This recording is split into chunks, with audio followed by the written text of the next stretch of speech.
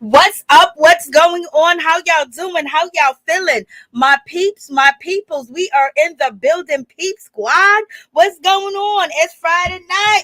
There's a whole lot happening and a whole lot going on. There's a whole lot that we have to talk about. And I want you guys to make sure you call in and tell me what's your thoughts and what you think on the situation. We got Will Smith apology. We got Melody Holt, basically having a custody battle with Martell Holt. And then we have Shereé being exposed by Kandi Burruss on the radio station on V103.3, I believe, basically talking about Martell be out here doing these stunts basically for publicity. Ain't nothing serious out here in these streets. And then you have, Kandi basically dropping a dime on Speak On It, basically saying Marlo was out here talking about Kenya's daughter, and that was disrespectful up and down, baby. Talking about somebody's child, how they came in this world. Baby, that's her baby. Point blank, period. No matter how that baby got here, that's her baby, okay? But in any event, there's a whole lot of other situations going on. And, we got to get into the situation. Also, when it comes to Tyrone, he's called out, Shereé. So I don't know what's going on with Shereé. I guess this is the season to be jolly for Shereé out here in these streets. And let's get into it. Let's talk about Nene Leakes. There's been some tea dropped about Nene Leakes and her relationship. We're going to get into that as well. And, you guys let me know what you think about these situations. So in any event, let's get down to it. Let's talk about Melody. Let's talk about her whole situation. Like, she's trying to move forward, handle her business, do her thing after, her husband went out there and was out here cheating on her. Now he's her ex-husband, but they're still going through a custody battle. And therefore, right now, Mel cannot change her last name. She can't go by her middle name. She can't go by nothing because she's indeed in a custody battle because Martell wants joint custody. So it is what it is. It was stated before that if they had joint custody of, they wasn't going to be seeking child support. That was one statement that was made around in June. And, it was saying that they would share custody and there would not be any child support and things of that nature. But it seems like things done changed around in this situation. And, Mel has the children majority of the time, but Martell does have his children and he does spend time with them. But in any event, it seems like he wants joint custody in the situation. And that's something that Mel has to deal with because, and now the children have to deal with it, go from one home to the next home. But, the transition, wasn't as smooth as it could be, but, she did what she had to do. In any event, this is her speaking on the situation when it comes down to it, when she was actually speaking with the Shade Room. So here's Mel letting us know that she's going through a custody battle, y'all.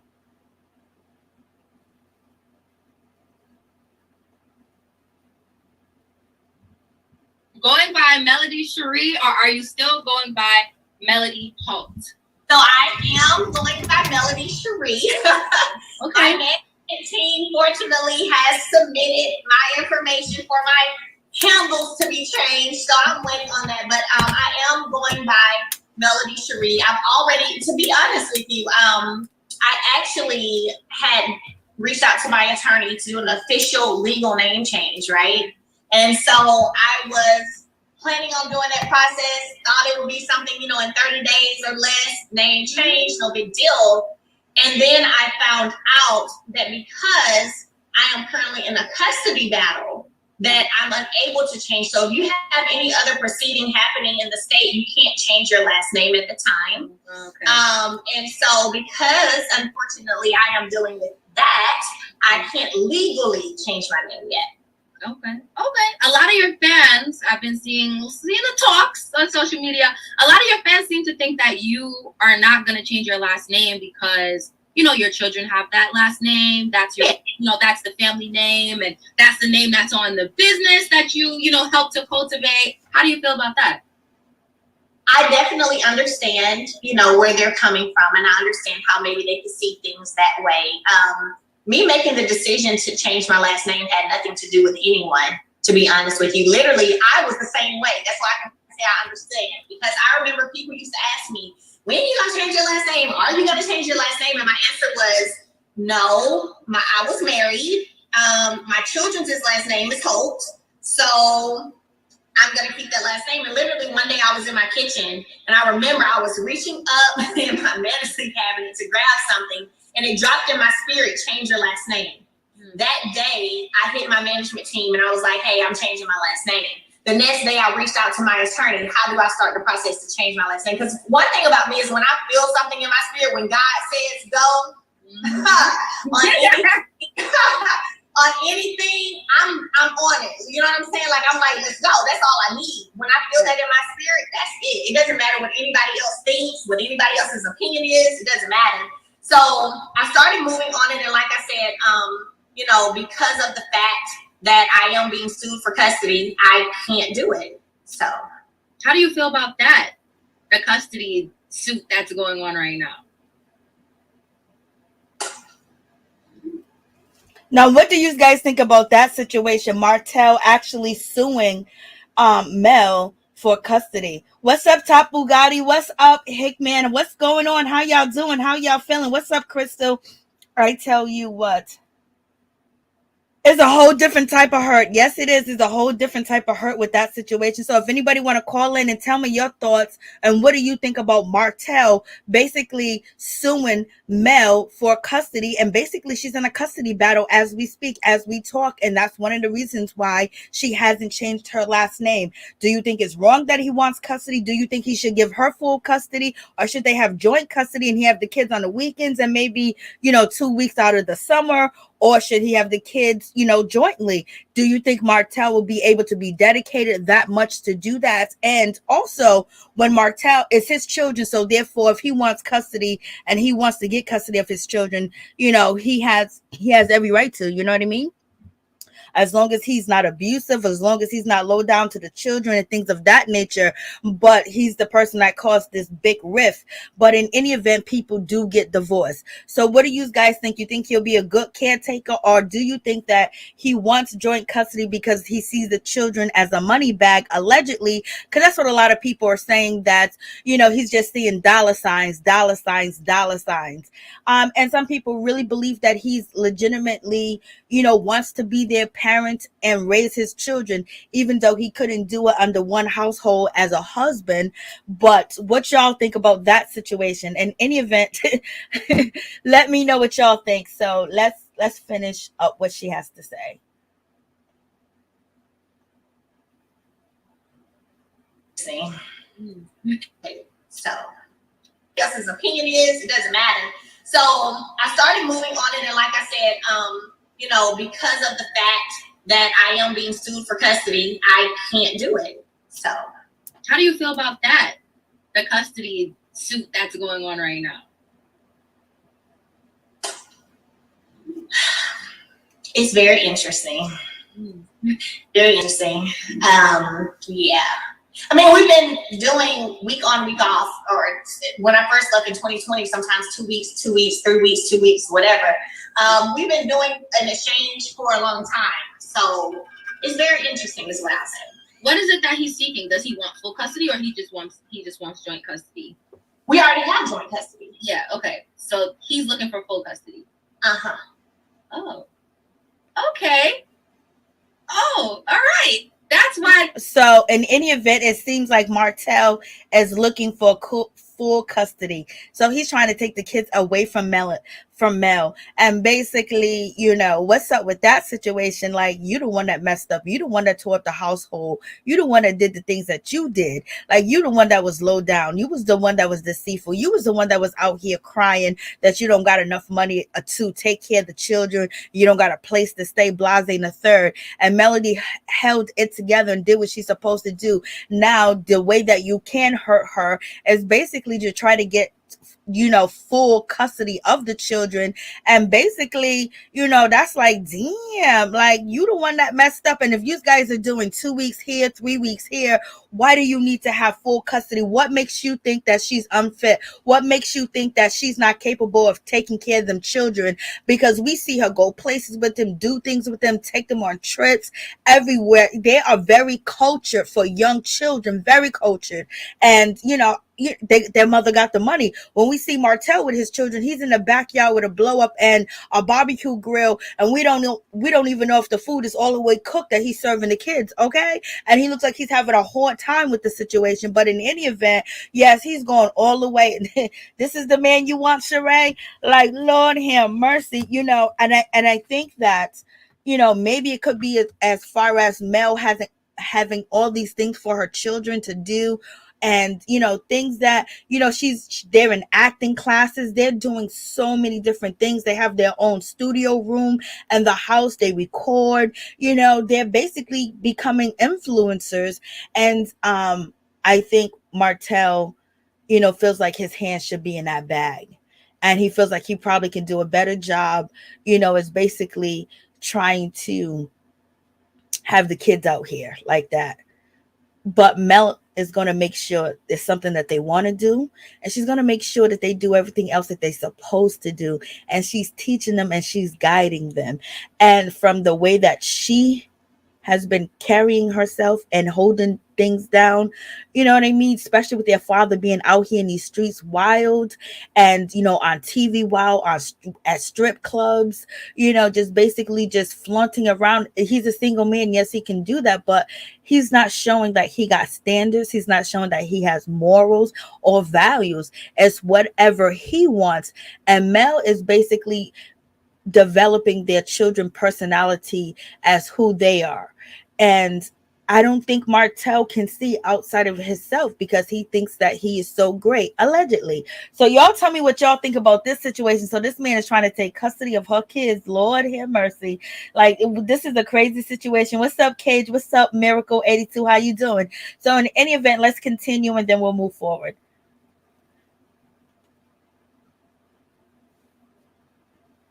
Wants joint custody. We already have joint custody. Yeah, okay. So he's looking for full custody. Uh-huh. Oh. Okay. Oh, all right. That's why it's interesting. Okay, yeah. I'm here with you. I'm here with you. Okay. All right. So speaking of, we know you, God Says Go is one of your mottos. It's part of your brand. It's part of who you are now. Do you think that had anything to do with your decision to file for divorce? Because I know, on previous episodes, you kind of revealed that, there were points in time where Martell wasn't being faithful and things like that, but you guys were trying to work through it. And then, the baby came and, it just started to things just started to roll out of control. But do you think those are the only things that had to do with the divorce, or were there underlying things that we hadn't seen or don't know about? So let me say this. Whenever I chose to walk away from my marriage in April of 2020, I didn't even know about another child at that time. Not at all. Okay. So it had nothing to do with that. It had everything to do with me recognizing that a person that I'd already given years to grow up, to get themselves together, to put their family first, it wasn't happening. And I recognized that mindset just in conversation. You know what I'm saying? Just in certain movement. And I had nobody had told me he was doing anything. Nobody had, really, no one had, hit me up and said he was doing anything. I hadn't heard anything. It was literally listening. And I'm like, these conversations showing this person still is at zero. You haven't grown any, even though I've given you years to grow. Yeah. And so at that point for me, I'll be honest with you, once I had Milani, Sugar Mama, I was literally in the hospital when they took me to my room the next day, and I got in the shower and I just broke out crying while I was in the shower. I just started crying. And I felt in my spirit, it is finished. Yeah. And I knew then that if anything felt off, if anything felt anything, I was out. Because God said go. That was my release. And I had been waiting on that. There were times, I would be in my closet crying. I would be in my shower at home crying. And I would be like, God, when you gonna release me? Like, because I ain't felt the release yet. You know what I'm saying? And that was tough, because at times I would find myself, you know how we do as women, especially if your man ain't doing right by you. You ain't gonna cook nothing, you ain't gonna clean nothing, don't ask me to do nothing. Okay? And seriously, and I would go through that at times, but then I would check myself. You know what I'm saying? Either me checking myself or certain friends of mine who've been married and divorced, checking me and being like, look.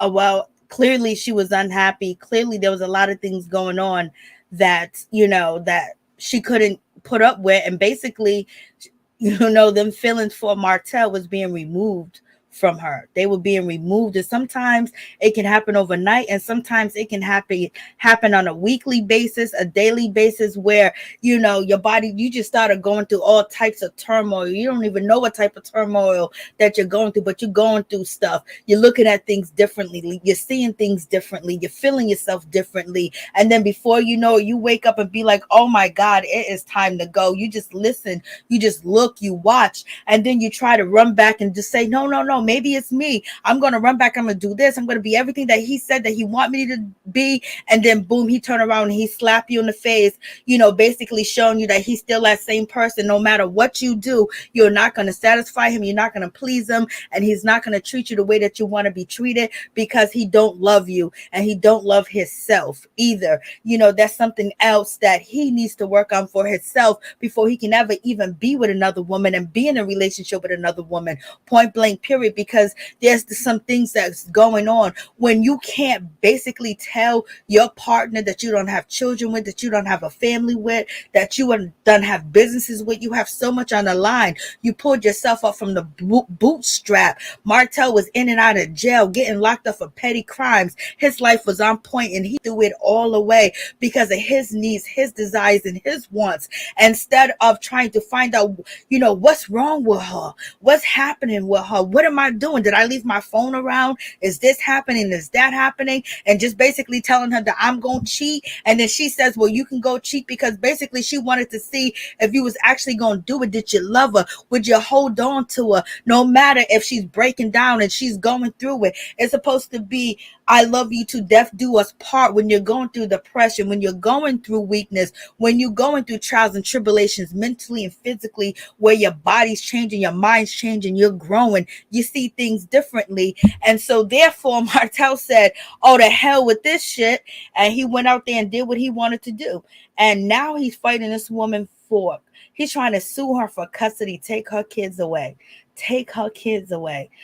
Take her kids away. It ain't nothing like a no good mother sucker. Because that's what God is going to honor.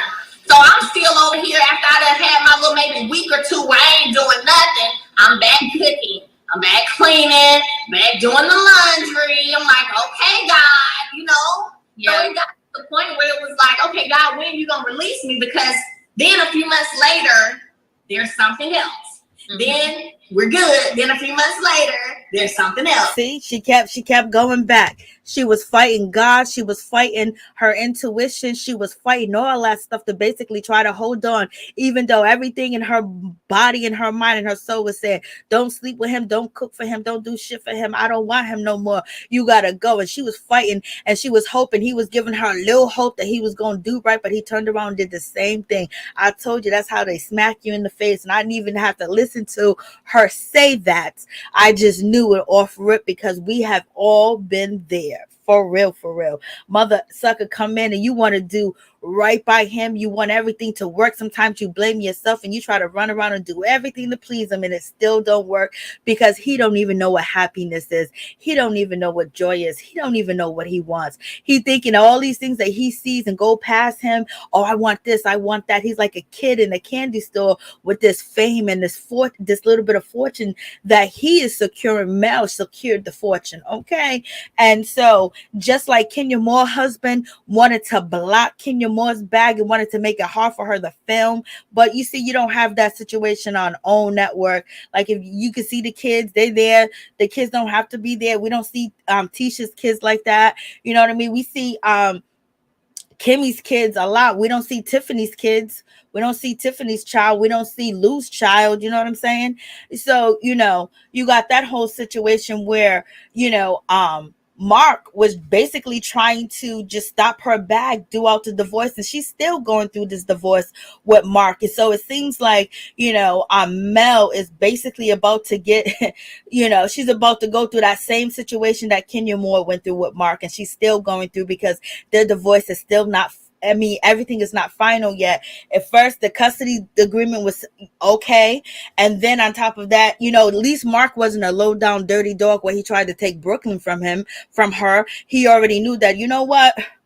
She's a good damn mama. She's the best mama that says, this girl got money. Baby Brooklyn got money. She got her own boss. She's her own business, her own Instagram. She got a whole lot going on in that situation where she's taking care of her daughter, making sure that she's good. And Mark Daly did not do that to Kenya Moore, but he tried to stop her back, to stop, Baby Brooklyn from filming, making it very difficult for Kenya to film, and tried to say that he felt like Baby Brooklyn was in danger. And, with the people around and the crazy fans, that he didn't want his daughter around any of the production, the producing, and the filming. And now he wants her Atlanta mansion. Now he wants some Monte. So basically, Mel's about to go through what Kenya Moore is continually still going through, y'all. So this is a crazy situation. Let's finish this off.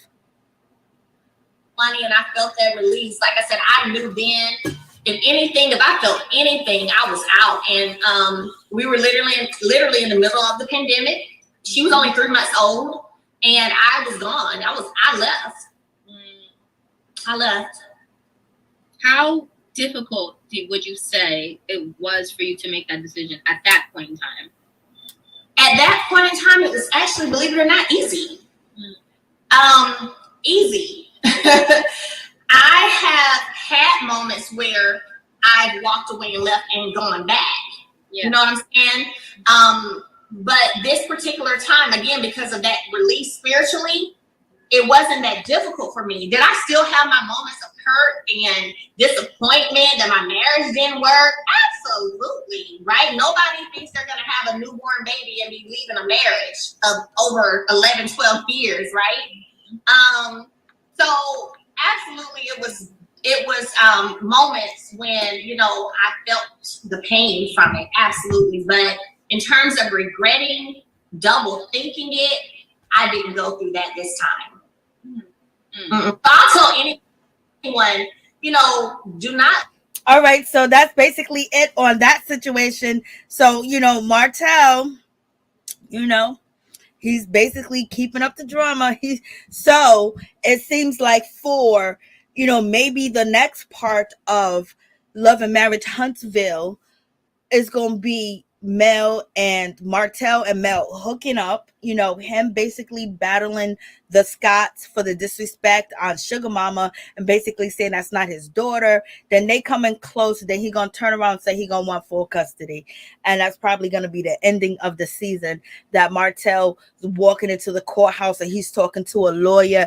Oh my God. They probably even have, Marsau basically introduce Martell to a lawyer to help him get custody of his children, and him sitting around talking to the guys, well, this is why I should have custody of the children. And then him filing the paperwork, and then boom, we'll be getting into next season. Okay, that's what that all seems like. He's pitching for a storyline, baby. It is going down. And let's not forget Miss Kandi Burruss, y'all. Miss Kandi Burruss out here in these streets, baby. Early this morning was out here, and basically she did an interview with Shamia with V103.3, I believe. And Shamia wanted to know the lowdown. She wanted to know the tea on Shereé's relationship with Martell Holt. And basically Kandi says, I don't really want to speak about it. I don't really want to talk about it, but I will today. That's what she basically said. And Kandi basically dropped the tea that her, family friend that is a stripper, basically called her up and wanted to go on a double date. You guys can check out the full video on my main YouTube channel, because I did upload the video of today of Kandi actually explaining it and talking in her own voice, y'all. So in any event, with this situation going on, Kandi sat there and she was like, and Shamia, I was like, Shamia, baby, I miss you on Real Housewives of Atlanta. Where you at, Shamia? So in any event, Shamia was like, what do you think about the relationship? And right now, you already know Kandi is not feeling 100 about Shereé like that, because Sheree's been co-signing and following Marlo around like she's a hurt puppy, like she's a, like she's a damsel in distress, like she's stranded and she's like basically floating in a river, y'all. So in any event, Kandi basically says that her cousin, which is a stripper, from the We TV show, I believe, let me see.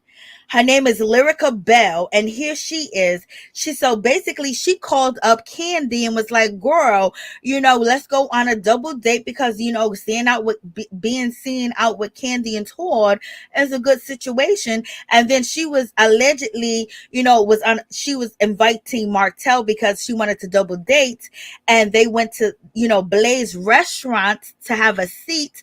And, she was like, can you get another table, girl, Kandi? Because, we're going to have press and media there. So this was a media stunt. This was a press stunt where they want people to basically see them together. And Martell was thinking that it was a good idea because she was on We TV, Beyond the Pole. That was a good show. It definitely was. And this lady right here, Lyrica Bell, she does make that money. She does make that cheddar. She goes back and forth, but she does own her business. She's like a little business empire that she got going on. It's, it's on the budget, but she's building. Okay. So in any event, Kandi dropped the beans on that situation, and Kandi was like, I was feeling like maybe this is the same type of situation, the same type of setup that, Lyrica called me and asked me to do. So basically she's probably, calling out Shereé's, story out here in these streets, basically messing up Shereé's storyline, because Shereé's storyline is going to be a relationship. Since Tyrone didn't work out, now we got Martell, and he kind of got a buzz out here in these streets. But a lot of people like Tyrone for some reason, y'all. So in any event, he's on the OWN network. He's out here working, doing his thing over there. So, we shall see how this situation is going to pan out. But in any event, it seems like Kandi basically dropped the beans. She dropped the whole information on the situation, basically exposed Shereé and Martell, and she said, no hard feelings, baby. I don't feel a certain type of way about the situation. I'm just trying to just tell you my thoughts, and she hopes that Shereé is not being taken advantage of at all in the situation, because she's feeling like, okay, something's going on, something's happening. He was already out here with my cousin in these streets, trying to get some camera time and some play time. Now we got Shereé trying to get some play time and some camera time as well. And it seems like Martell would love to have the Real Housewives of Atlanta audience, because that would be good for him, baby. That would be good for him to be introduced to the Real Housewives, and then he's already on the OWN, so he'd be a crossover actor. And Shereé, well, I don't know what Andy's gonna say, but what y'all think about that situation? What do you think about Kandi exposing and basically putting Shereé out here on Front Street, that man been playing, he was playing out here with my cousin, and now he's out here playing with you. And so it looks fake, and then Shereé, her fake crying over Tyrone, the fake, oh my God, sitting out there with no tears coming out her eyes, and all that other situation. What y'all think? In any event, let me know, please. Call in. The number's on the screen, y'all. Call in. What's going on? So, we went over the Martell situation. What's up, Crystal? They already have joint custody. Yes. So now, he wants full custody, and that's just going to be one of them situations. What's up, Top Bugatti? I tell you what, when you break up with a man, they be different kind of hurt. I'm telling you, he's trash, Crystal. Oh, Lord. Hey, what's up, Miracle 82? How you doing? What's up, Cage? What's up, Miracle 82? She's a real one. Yes. Melody is a real one. And then now he's out here playing relationship with Shereé. She got to deal with that situation, and people trying to come for her and try to act like she jealous of Shereé, or look, he got Shereé. Like, she don't care if he's with Shereé. She don't want him no more. That man trying to take her goddamn kids. You think she give a damn about being with Martell? And even if she wanted to make up with Martell, or she thought she was going to make up with Martell, or she was going to give him another chance, when he decided to sue her for custody, it's over. So that means that there's no holds bar. And he knows she's a good damn mother and a good damn woman and a good damn wife and a good damn businesswoman. Come on, don't play these games, Martell. Mindset all day. What's up, Bernice Wise? How you doing? You know he is not making any money, so he's coming for her Monte, baby. You already know. Miracle 82 back in business, yo. What's up, Darlene? How you doing, Wilkins? What's going on, girl? It's good to see you. Thank you so much. I appreciate your support. I appreciate you. Yes, please like, comment, subscribe, share the video. You know, show your support. Thank you so much, Darlene. I appreciate you, baby. Thank you, thank you, thank you. God bless you, baby. So in any event, so we have this whole situation going on. And so he's trying to take the kids from the girl. And you know, Martell said he likes strippers, and you know Martell like him some strippers, y'all. You know, he definitely does. That's his, you know, that's his MO. That is his thing. And that's the guys on on Love and Marriage Huntsville. They do like the strippers. They do like to be at the strip clubs and everything of that nature. So, you know, it is what it is out here in these streets, baby. And now he's trying to get full custody. Shereé, you ready to take care of some kids? If he got full custody, are you gonna help him take care of his kids? He got kids, baby. He got 6 kids. He got 4, 5, 6. How many kids he got? You know what I mean? He was talking earlier this season that he wanted to have another baby with a stripper, okay? But too bad the stripper wasn't Crystal. I wonder how Crystal feels about this situation, that Martell done moved on and found somebody else to be his publicity stunt. And now, you know what I mean? It'll be good publicity for her if she can get back on the pole. I think she goes back and forth on the pole, but beyond the pole show. So, you know, I mean, Crystal, Lyrica Bell. So Lyrica, you know, basically she done had her dealt with, you know, cheating men just like Martell, and she picked another man like Martell, but I believe she picked him for, you know, a stunt. Like Kandi said, it was a stunt. Like, they wanted publicity. And, you know, if you have a real relationship, you don't need to do all that. But at the same time, if you do have a real relationship, don't you want people to see you?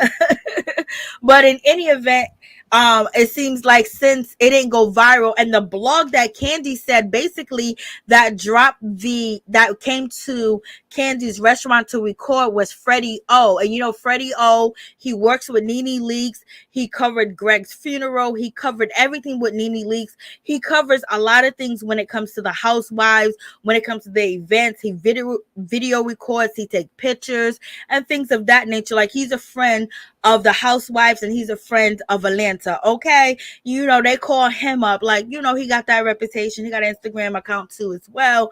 But in any event, he was the one that reported on the story and nobody watched. And that's why Kandi was kind of throwing shade at Freddie O, because Freddie O, you know, he be out here, he messed with Nene real hard. He messed with Nene Leakes real hard. So, you know, she kind of threw shade like, oh, nobody picked the story up, nobody talked about it. But there is a video on YouTube. I can't remember the young lady's name, but she has a recording of him in the restaurant with Crystal in 2021 at Blaze, and basically, you know, she has it up there. I'll put the link in my description box after I'm done, but she has the video up there. And so we put 2 to 2 together. Okay, Kandi said she was on a reality TV show. What was the reality TV show that she was on WeTV, Beyond the Pole, baby? And so, you know, and then I seen the video of Martell and her at Blake Steakhouse and everything. Seen him talking to her. You know, she looked a lot lighter. I don't know, her makeup done changed. You know, she done changed. She done look a lot lighter, or whatever the case is. But in any event, yes, he was trying to promote her, but it didn't work. But with Shereé, it's definitely working. And if you guys watched Tasha K earlier today, she just hopes that, you know, Martell's keeping it 100 with her, because Martell's basically telling or his friend is telling Tasha K, basically like it's not really a relationship. I was supposed to be fixing her pool, but that's not the case, because now we know that he did this, he's doing stunts out here, with other reality TV stars in these streets, okay? And so now he's doing a stunt with Shereé, so it all makes sense that Martell hasn't came out here and hasn't claimed Shereé. So I'm surprised why Martell hasn't confirmed that he was dating or posted that he was dating Shereé. I haven't seen it. I don't know if you guys seen it, but let me know, okay? So how come he hasn't claimed Shereé? Now that's a whole situation. So this is what Kandi said, this morning on her on the radio station with Shamia, basically saying that Martell and her family friend that is, a part-time stripper slash businesswoman, Crystal Bell, basically called her up and wanted to do press, and they wanted to use a free place, a safe place, and it was Kandi's place, okay? And Kandi loves the mess. And look, Shereé, you was coming for Kandi, and you was agreeing and co-signing with Marlo. Now Shereé, Kandi done made you look stupid. She done made you look bad, and then she did it effortlessly. And then on top of that, you know what I mean? She just basically just chilling with it. Like you can't really get mad at her. What you gonna say, Shereé? You should have told me when we just found out you was dating Martell. So what, she should have called you up immediately when she don't call you up immediately, when you don't call her up immediately. So you was shading her. Now the show is still filming and Kandi's dropping tea. So I know we say Kandi's boring. I know we say a lot of things about Kandi, but Kandi's over here sitting on hot honey and peppermint tea, baby, all stirred up, and she just just spit a little bit out for Shamia, helping Shamia out too, giving Shamia them ratings as well. You know what I mean? So you can't hate on the situation, y'all. I know a lot of people, it's like, Kandi, should mind your business, blah blah blah, but the bone collector, Kandi had the biggest bone on you. And she might have not said nothing if you didn't make her cry on TV. Marlo and, Shereé had Kandi out here crying on TV when they ambushed her, in the sauna. Okay. They ambushed Kandi. Kandi's like, why are you guys coming for me? She's shocked. And you came for her and everything, baby. She got the last laugh. And we know she's going to be there next season. She got the last laugh. But Shereé said, okay, all right, Kandi, then you're going to make, and Shereé's probably, if Shereé's smart, she'll be like, she'll use this and take it and use it for something else to have people minds. She already confirmed that she's dating him, but, now you got to make it real, girl. So when Shereé comes out here with these stunts with Martell, just know because Kandi called them out, they're going to act like a couple, or Martell's going to basically throw red flags on the play and run from her. And then Shereé will be on a storyline somewhere talking about, he left me, he hurt me. Why do I keep choosing bad men? Like, why would you even choose Martell? I wish you could have found another celebrity to get clout off, but hopefully you are in on it, okay? So what y'all think about that situation?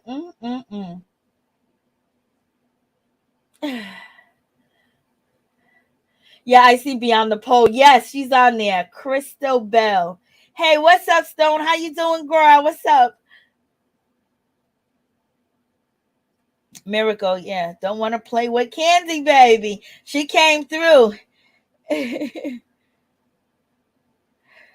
Kandi is boss, baby. She bossed up on Shereé today. Y'all can say whatever y'all want to say. Kandi knew what she was doing, and how and they was gonna ask her about that, and she had this story in the back of her head. Oh, you want to throw dirt at me?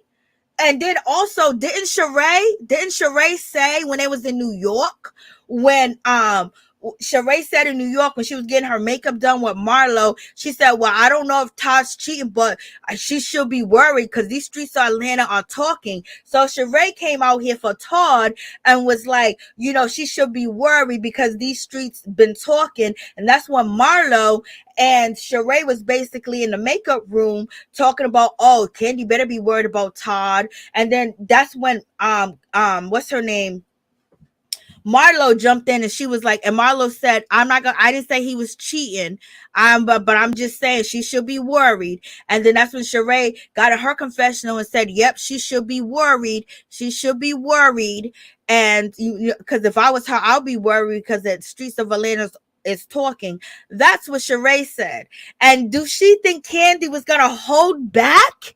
Did she think Kandi was going to hold back? But she don't know this. Only Martell knows this. So Shereé is probably really blindsided by the situation because Martell did this with Kandi's family close friend, Crystal. Shereé didn't even know about this. But since Shereé want to take shots at Kandi took a shot at her relationship and Martell got hit with the bullets. That's what happened. Oh, thank you so much, darling. I appreciate you. Oh, you're so nice. Thank you so much for always donating. Please, you guys, donate to the channel. It would be greatly appreciated. Thank you guys so much. And thank you, Darlene Wilkins. I appreciate you. And in any event, so Kandi came through and she came firing them bullets. And Shereé didn't know that Kandi had these bullets because, Martell did not tell Shereé that he was, that he was dating Kandi's cousin. I don't think he told her that he was dating Kandi's cousin. So therefore, Shereé didn't even know, because maybe if Shereé knew that, Kandi knew anything, if Martell would have gave her the heads up, because why would Kandi reach out and call Shereé and say, hey, listen, Martell that you dating, and plus they don't speak like that. You know what I'm saying? Shereé's calling her kind of a bad friend and all that other good stuff. So, Shereé didn't even know Kandi had these bullets. So Shereé, baby, you always pick the wrong side. Why you pick the wrong side, Shereé? Shereé, you don't even know. And I know Martell didn't tell you. We done already seen how Martell did Mel, how he did his ex-wife, how he's doing his baby mama. So we know he didn't tell you anything because he don't look at you that way like that. Like he got to open up to you. So she basically didn't even know Kandi had these bullets, and Kandi fired him today. So y'all playing with Kandi? Don't play with Kandi, y'all. Don't play with her. So you got that situation. So Shereé has been taking bullets. Shereé's been taking all types of, things going on in her situation because, she got caught out there. I know Martell didn't tell her. And I know people are going to say that Kandi should tell her, but she's been acting so fake and so fugazi. And she's basically been cheerleading and trying to help Marlo. Basically, at one point in time when the girls met up on the Real Housewives of Atlanta season 14 for dinner to rally around to go after Kandi. Like, Kandi's not a good friend. Kandi's not this. Kandi's not that. Blah, blah, blah. But in any event, the tables have turned, girl, and Kandi done hit you. She gave you a lick. So, Shereé, I know what you gonna do with that licking, that sticking that you got. What's going on, Shereé? When you gonna come back? Ooh, I know everybody's laughing. They are gagging.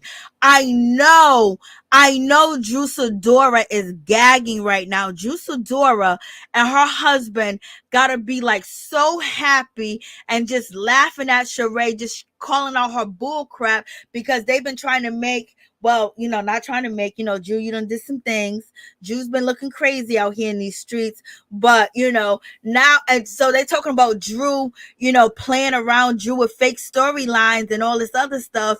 And look at this situation where it comes down where Shereé is being caught possibly fake storyline with Martell. Okay. So you beefing with Drew, you got your friend coming at Drew, you got your friends out here doing police reports and sharing it with you, and investigations and using her business, to investigate, Drew and all that other stuff. Like, that's real messy, Shereé. That's messy that you didn't even check your friend for that. I know Drew's wrong. Drew shouldn't have came at you and was like, yo, you stealing money. That's what I heard. That's what Anthony told me. But for you to go get you to bring a girl on the show that uses her business, Fatum, to basically do a background check on Drew and then steal Drew's pocketbook and go through her pocketbook. Shereé, that says really, really low class about you. That really says something bad. And I know if anybody's gagging right now, Sidora is gagging. She's gagging like, Kandi, you was holding on to this? Like, this is crazy. So, that's a whole situation. So I'm just like, it's going down. And let's not forget this. Let's not forget Tyrone. Tyrone is out here. He did an interview and he basically started on Shereé, like, Lord Shereé, what's going on? And the whole situation is, kind of like bad for business.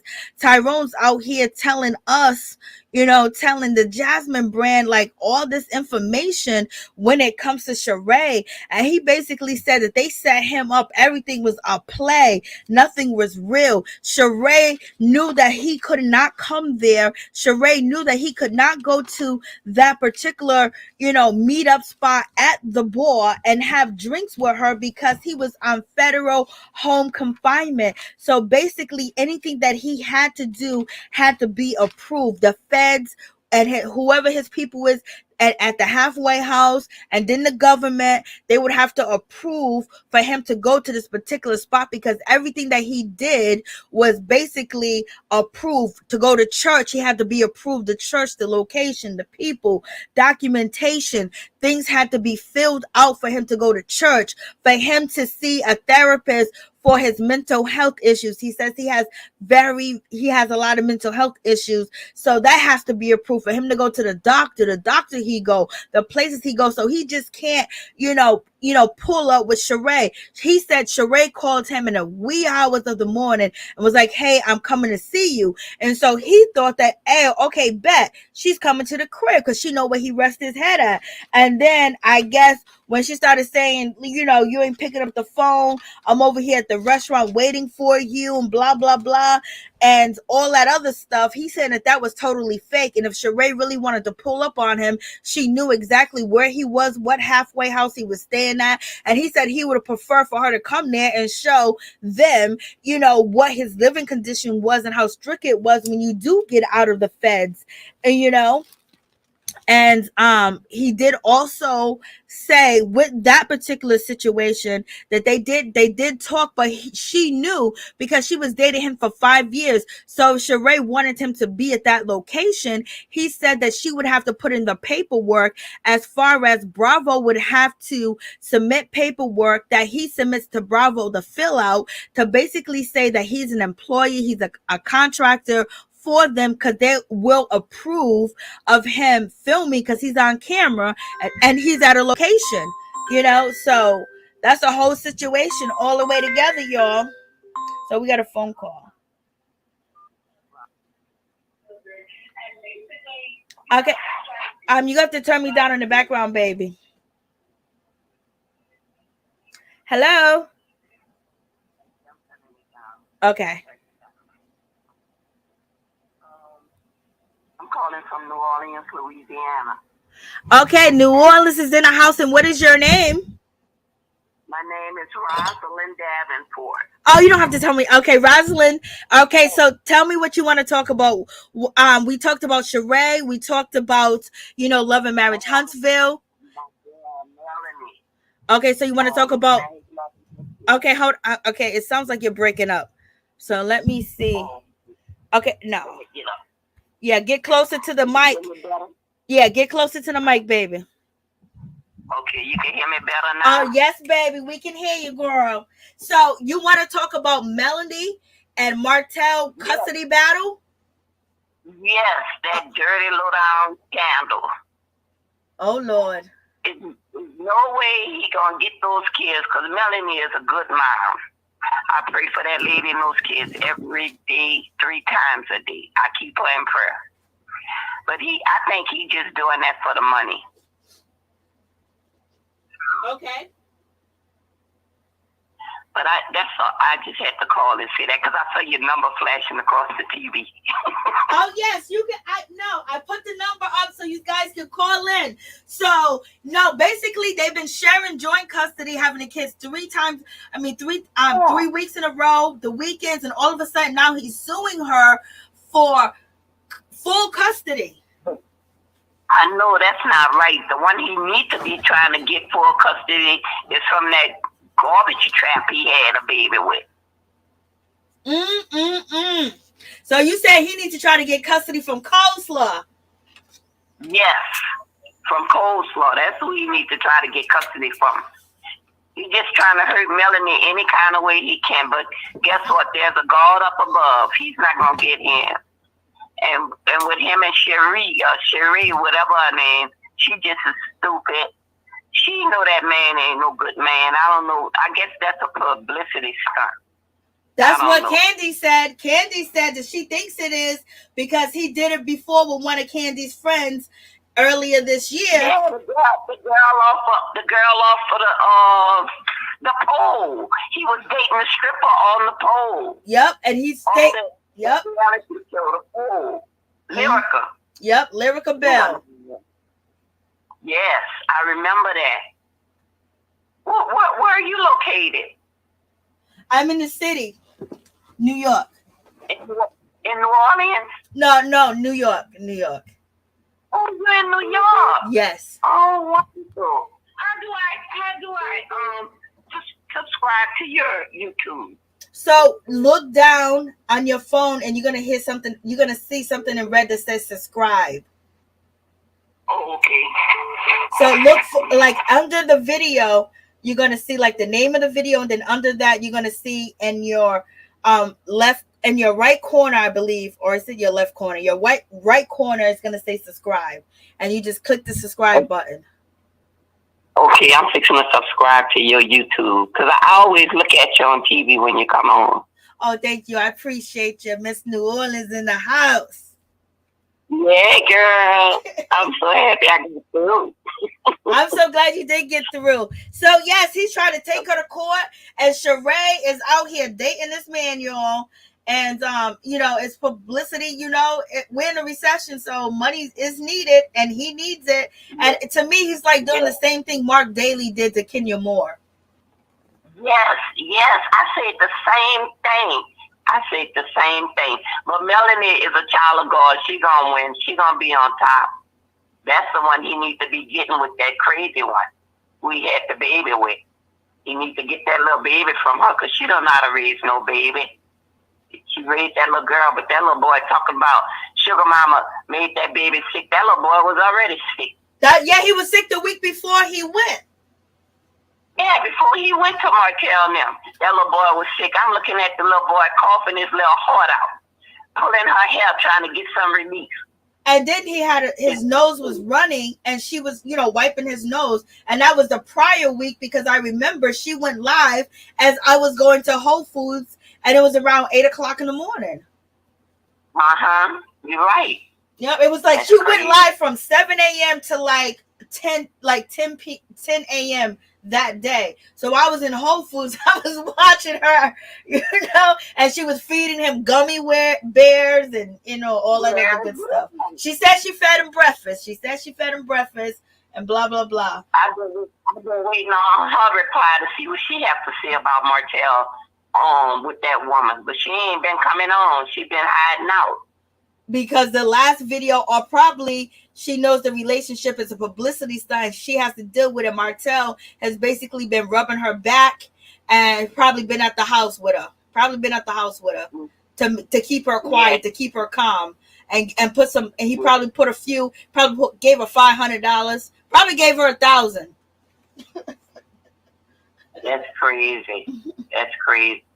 But I'm gonna subscribe to your to your station, and thank you for taking my call. Okay, you're welcome. Good night. New Orleans is in the house. Bless you.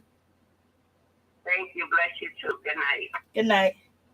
Melanie got people praying for her 3 times a week. Oh, she gonna win this situation. Please tell me your name and where you're calling from. Yes, my name is Annette Gordon, and I'm calling from suburbs of Chicago. Okay, yes. How can I help you? What would you like to talk about? The Melody situation, Kandi and Shereé. I would like to talk about the Melody situation with Marcille. Okay, go ahead, girl. It's the floor is yours, baby. Okay, well, good. Thank you. The thing I have, I watched it faithfully, and one thing I want to give a shout out to you. I love your voice on commentary. You get right to the point. You don't waste people's time when you trying to hear stories and YouTube. I have to get that out. I've listened to Pizza Tales. I listen to a lot of people, but I love the way you get straight to the point because people got so much going on, and when they drag, it's like, oh, let me turn you off. However, I had to shout out to you because you're doing your thing. Thank you. But with Martell, you're welcome, dear. With Martell Holt, I understand that he did really wrong. We know a lot of men out here in Chicago that do the same thing in the war that have good women and be with them for years, don't even marry them, just cuff them and however they were married. At the same time, he's with Shereé Whitfield. I feel kind of hurt about why Shereé would go down that road. I know. Go down that road because he a fine ass man. Yes, he is. He got charisma. He got a little swag. But who don't like it? You just don't like it. You got to get a man his props. The man do got it. You know, he's working with something. However, it's just the point that this woman had already been hurt, and they had a man tagged to her for years and tried to go back to her baby daddy. Years ago, he embarrassed her on the Atlanta Housewives, and now you going down with this man. Wrong road. Wrong road. I believe Melody, she's a very good woman, and if he ever changed, I know Melody would take him back. That's just how some country women do. My mom and them from Mississippi, and my daddy from Belzona, and my mama from Missouri. And that's how women just with that old school swag. They say they tired of you, but if he can show he changed, they'll take him back. They'll take him back. So they do it all the time. I see it all the time. It's just like with Martell. Oh, Martell, I'm praying for you too. Somebody still got to pray for a dirty man. Everybody needs prayer. That's all I can say. That's all I can say. And coleslaw, I believe, actually, honestly, she needs to shout out for prayer too. That girl is lost and found out. She is lost. She's so hypnotized, ain't nothing can. I know he whipped it on her, but it's not only that he whipped it on her. It's just that was her plan. That was her meal ticket. That was supposed to be her way out, and now she's trapped in that house by herself. And, you know, with the kids all day, she's homeschooling. And then Martell is out here running these streets like a bat out of hell. And so, you know, she's having her final break. And then on top of that, he still is not public with her. You're right.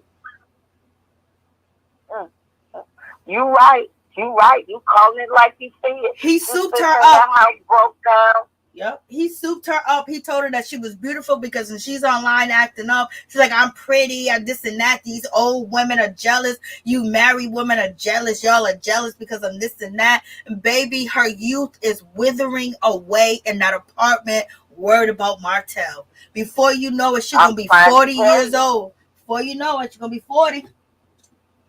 You better say it again, because I know I wasted my time on a man 10 years, and I could never get that back.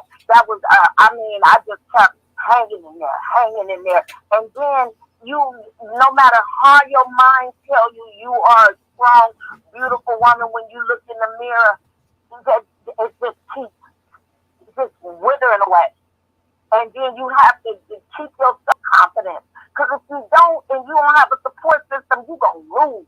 You're going to lose every time because you don't got nobody boosting you up and doing the right thing and staying fully dedicated in prayer. And I'm telling you, you can't can't be dick work. That's as simple as that. I hate to be disrespectful. I'm 56 years old, but I'm calling it like I see it. Sometimes you got to pull that cap back and hold it out, and you ain't got to be giving it to nobody. Keep it to yourself. Get your mind right. Get your mind right. Then take care of that cootie cat. For real. Yeah, and that's wisdom, honey. I've been through that. I went through 10 years of holding on to a man with manipulating lies and having it going on as he was a hustler and having businesses and holding on to a dream when I'm a whole nurse for 35 years. And I'm like, I know I'm the shit. I was so glad I came out that pocket and I'll never go back. Amen. Amen. Amen. Hallelujah, Jesus. Thank you, Jesus. Amen. Thank you so much. I appreciate you. Thank you, Chicago. The suburbs. Thank you. The suburbs of Chicago is in the building, baby. Thank you. And tell me your name again. And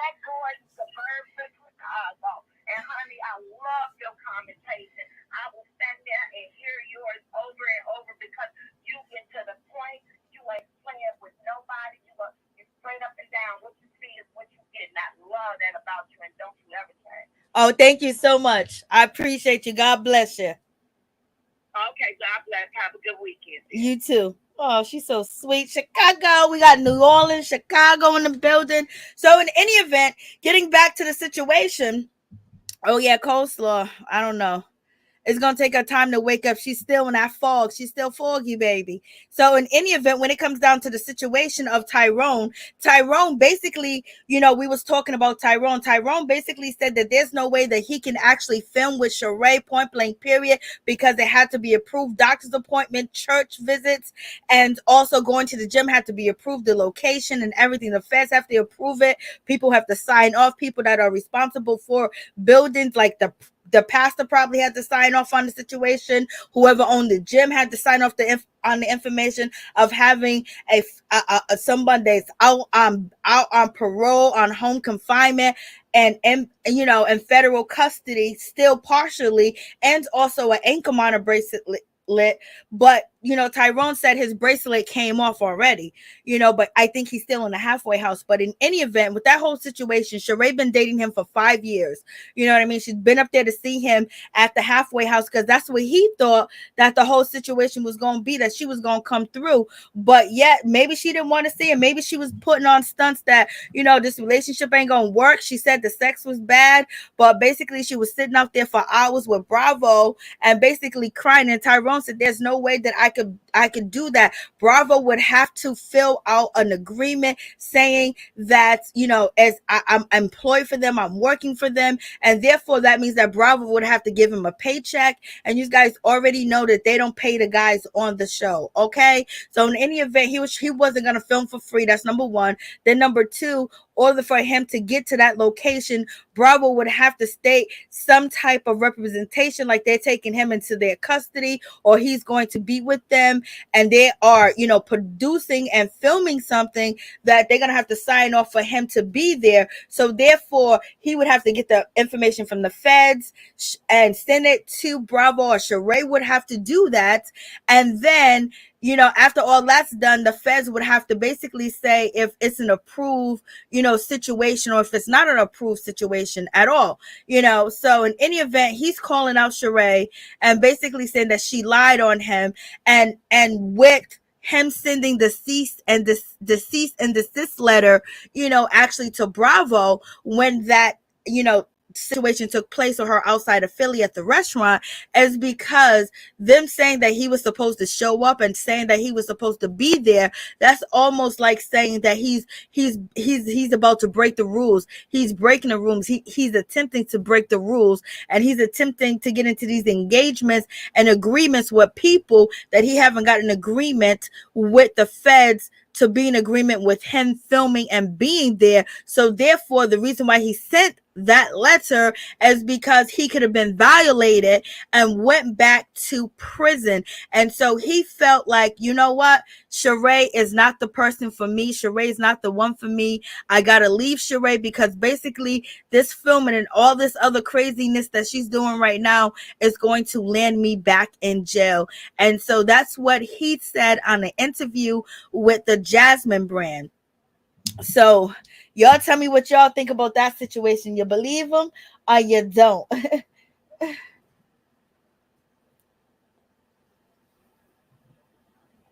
Oh, thank you, Stone. What's up, Happy Days? How you doing? What's going on? What's up, Ralph? How you doing?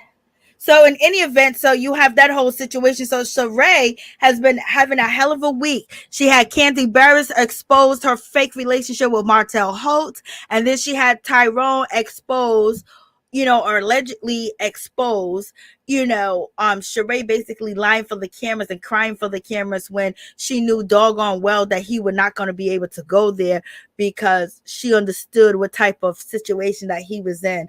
And so therefore he said, goodbye, Shereé. I'm not going to lose my freedom due to you. And so in any event, he walked away from the situation. So y'all tell me what y'all think about the situation when it comes to Shereé and Tyrone. Tyrone was out here, basically dropping all types of, bombs and shells. In any event, let's move on to this situation. Let's talk about, so you guys can still call in and talk about, the previous topics as well. Let's talk about Miss Nene Leakes. In any event, Tasha K recently was live and she did a video and basically she called out allegedly, Nene Leakes' boyfriend's real name, and his last name is Seal or whatever, allegedly, and his wife that he is with, the wife that he's with, Melanola, Melanola, Melanola. I would just call her Melano. I forgot how to pronounce her name. So Melamina. So it's supposed to be Melamina. And so in any event, when it comes to Melamina, she is actually suing, Nene Leakes for $100K for basically, lack of affection, basically removing her affection and basically causing harm in her marriage, and basically, she wasn't getting her affection. And in South Carolina, North Carolina, that's a real big thing. You can actually sue for it, alienation of affection. So you can actually sue for that type of situation. So in any event, Tasha K dropped this information. She said she got it from a friend that basically said this about the situation, that when it comes to Melanie, and when it comes to Naomi Couture, his last name is Cecil, and basically he has two different last names.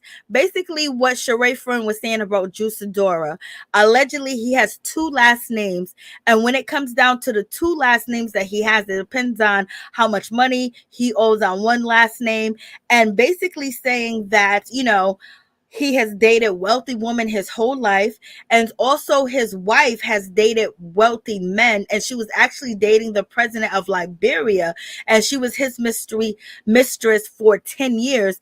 And the president of Liberia, here's the picture of the president of Liberia, and here is, Melanie and, Mr. Naomi. So in any event, allegedly, this is all allegedly. So she had a relationship with the president of Liberia, and basically she was a mistress, and so now her husband is being taken away by a mistress, and the mistress allegedly is Nene Leakes. Okay, so what goes around comes around. What you do in the dark does come to light, and when that feeling that you feeling, girl, is the same feeling that his wife was feeling, even though he was president in Liberia, which that may have allowed him to have many women as he wanted to have. But in any event, she thought that she allegedly, this is what Porsha said, that she thought the president of Liberia was going to actually marry her and Blase the third. But in any event, when it comes to Melamina and Naomi, their whole relationship, they knew each other, they grew up together, they got married for the green card, and they do have a child together, okay?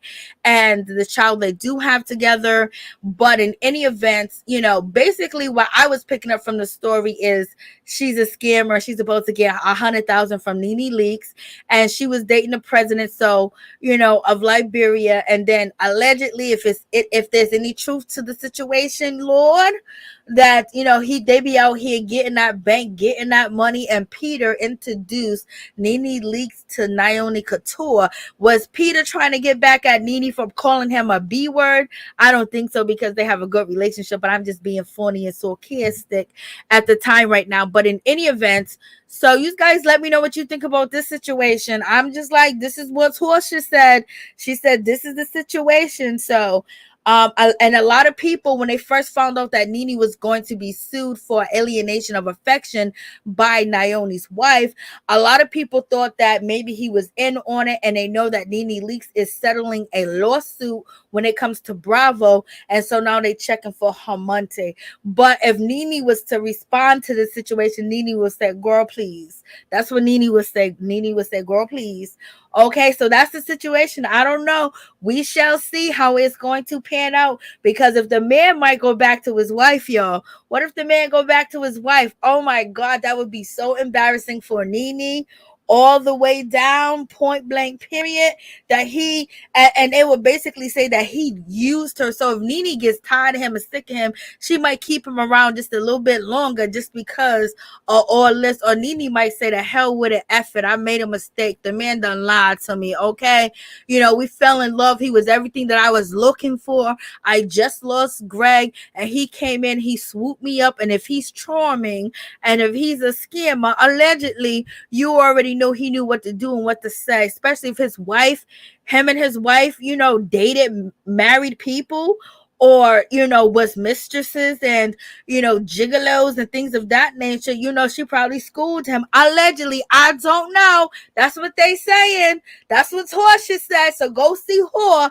So in any event, that's that situation. And let's talk about this real quick. A lot of people are calling out, Joie. They're calling out Bow Wow's baby mama, Joie. Basically they're saying that Bow needs to go get his daughter Shy, and basically they're saying Joie is not a good mother. What's up, Miss T? What's going on? Because she did a challenge with her daughter. So check this out. Salt challenge on Shy.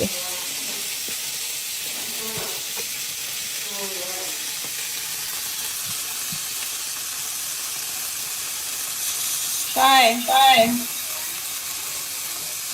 Come here. I want you to try the sauce and let me know what you think. I want you to try the sauce and let me know what you think.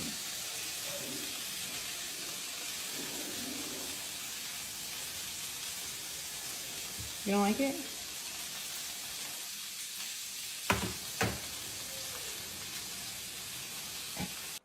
Lord, Shy looks just like her father. She looks just like Bow Weezy. She looks like Shad Moss. It's a little saucy. Is it? I thought it was perfect. You put too much salt. So people on social media has basically been calling for, Joy's head. She dates P. Diddy. She used to date Future, and she has a daughter with Bow. But in any event, they're saying, oh, she's doing this for clicks and views and blah, blah, blah. Shad Moss, come and get your daughter. She's unfit. You need to get full custody. I was like, the internet was going crazy about this challenge. I think this challenge was fine. Shy's okay. Shy participates in challenges. And the way that Shy dances, Shy seems like she should have been Chris Brown's daughter. The way she danced like Chris Brown could be her father. Okay, that's the way she dances as a young girl. She has everything intact. Like she has the rhythm, she has the steps, she has everything, the movement. Like she's moving to the beat and the music. Like she don't dance like a kid. Like she got these steps like she's a professional. And so in any event, and the way that she talks, and I seen Joy have plenty birthday parties for Shy. Shy has multicultural friends. She has a bunch of friends. She lives in a big house, and she's very, very well taken care of. But people was calling her mother out today on social media, saying that she's always using her daughter for clicks and views, and salt is very dangerous and you should not use salt. So what y'all think about that? Only challenge I didn't like people was doing with their kids were basically when they were saying I'm going to fight this girl and her daughter's going to come too, or her son's going to come too, and he's around your age. I need you to put your shoes on so you can help me fight.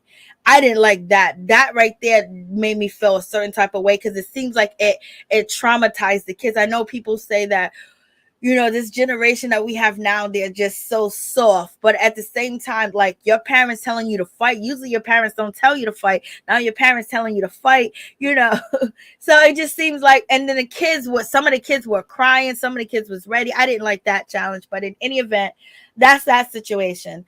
So that's what people, was basically calling out Joy for. And let's get to the Will Smith situation. What y'all think about Will Smith apologizing, y'all? Did y'all believe his apology? Did y'all believe what he said? Did y'all know all that salt? I mean, they was coming for Joy. They was talking, they talked so bad about this girl. It's so bad that I had to just talk about it real quick, because it was so bad. I remember Shy was like, I am not, for real, I didn't even know that. Oh my God. Oh Lord. Oh Lord. Oh Lord. Stones?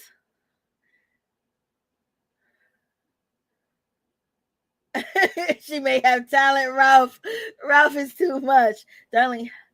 Oh, that's so sweet. Yes, please like, comment, subscribe. Hey, Norris.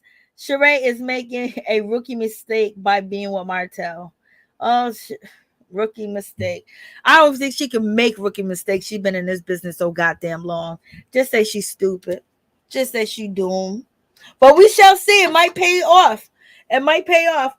But so Shereé ready to raise them kids because Martell's trying to get full custody. So Martell's gonna need a woman to help him raise them kids, y'all. Martell's gonna need a woman to help him raise them kids 7 days a week, 365 days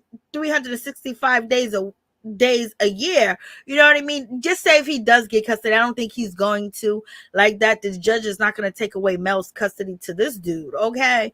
Especially the things that she got him involved for. He's probably barely chipping in. He probably just feels like, as long as I got food in my house, this and that, I don't got to pay for the extra curriculum activity. That curriculum activity is with me.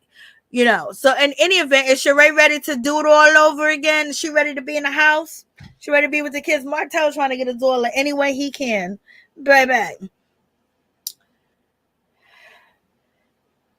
He's remorse. Hey, Lakeisha, what's going on? Miracle Stone.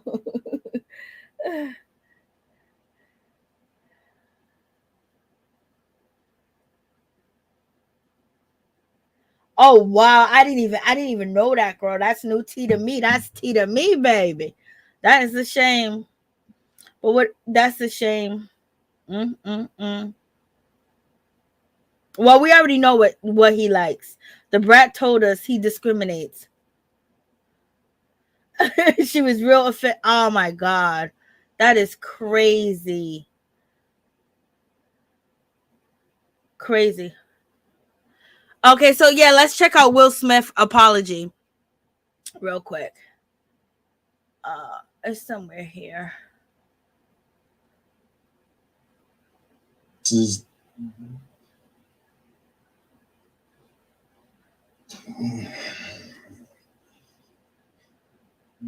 He looks so. It looks. I don't know. He just. Why didn't you apologize to Chris in your acceptance speech? I was fogged out by that point. It's all fuzzy. I've reached out to Chris, and the message that came back is that he's not ready to talk, and when he is, he will reach out. So I will say to you, Chris, I apologize to you. My behavior was unacceptable, and I'm here whenever you're ready to talk. So do you guys think that Chris is gonna ever be ready to talk to Will Smith? How long do you think it's gonna take for him, to actually sit down and talk to Will? Like, this is crazy. And I think that it hit Will hard. It looks like it hit him hard, baby. You know, I just felt like, oh shit. Like, I know I was talking and laughing and stuff like that, but you can tell he's deeply embarrassed. He's deeply hurt because this is not what he wanted to do. This is not the legacy he wanted to leave behind. And also seeing, the support you got, what is his name? The little short dude, Kevin Hart, and you have Kevin Hart and Dave Chappelle. You have Kevin Hart and Dave Chappelle basically get on stage, and they, Dave Chappelle and Kevin Hart and Chris Rock get on stage with a goat. And basically name the GOAT Will Smith. And so it's like Will is like their jokes. And then when, when what's his name? Dave Chappelle was assaulted, at his comedy show, Will Smith's name came up and everything. And, Chris Rock was there. And so, so they just, I think, they're doing what it do, baby.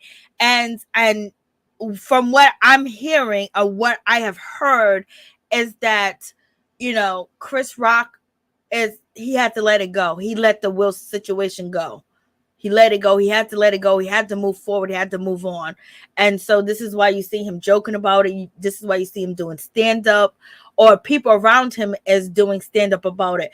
But he said whoever's going to give him that bag, he would have a sit-down. Will and, Chris Rock, and that sit-down would be amazing. Oh my God. Like, and a lot of people are telling me, as far as when it comes to Chris Rock, they said to make it even, have Chris Rock smack Will. But also it's very important to mention that Will also mentioned the other people he affected, the other people that he hurt at the same time. So it wasn't just, Will. I mean, it wasn't just Chris Rock. It was his family. It was, his mother.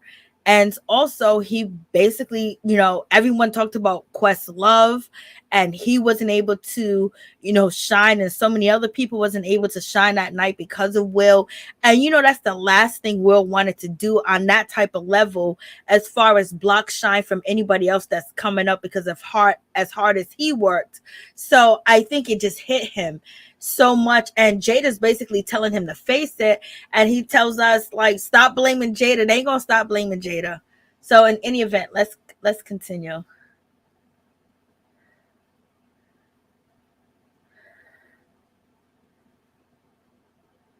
So I don't know that site. If you guys can just block that site. Let me see.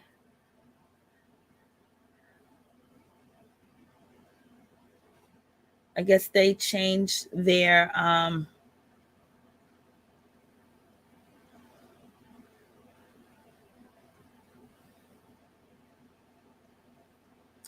let's see if I can remove the comments.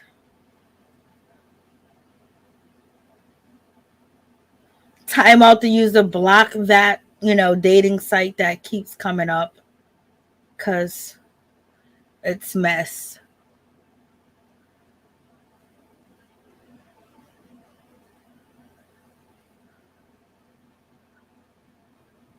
I want to apologize to Chris's mother. I saw an interview that Chris's mother did, and that was one of the things about that moment. I just didn't realize, and I wasn't thinking, but how many people got hurt in that moment. So I want to apologize to Chris's mother. I want to apologize to Chris's family, specifically Tony Rock. We had a great relationship. Tony Rock was my man. And this is probably irreparable. I spent the last 3. He said it's probably irreparable. So it's probably not. And then on top of that, when that it's a possibility that you know, people that you want to forgive you don't forgive you. That hurts the most when you can't give forgiveness. I mean, true forgiveness. Like, so it just seems like, damn. And it's like, you know, I was laughing and joking. A lot of people was too as well. But he had to spend some time to himself because he's not just, you know, an average person. This is Will Smith. He has lived his career without any blemishes or anything of that nature, and basically been a role model. He wouldn't rap about drugs. He wouldn't rap about sex. He, you know, and things of that nature. When he was in the music business, how he put his children on, how he just, you know, fought to get to getting paid like Tom Cruise, getting paid like, you know, the white counterparts in the industry. And then for now, for this to happen, like if he would have smacked a regular dude or whatever, this, you know, anybody that wanted to take him down, they already had the reason to take him down. And then on top of that, he gave them ammunition. Once you give people ammunition to use against you, it's just one of them situations. And then on top of that, and then everyone blaming his wife. You know, people are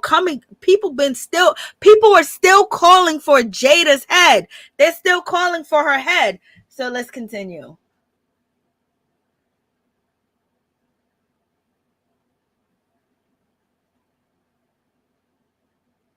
Playing 3 months. I spent the last 3 months replaying and understanding the nuances and the complexities of what happened in that moment.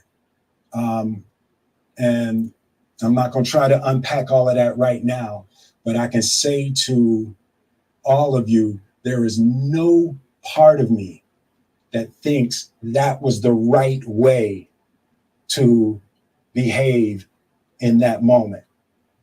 There's no part of me that thinks that's the optimal way to handle a feeling of disrespect or insults.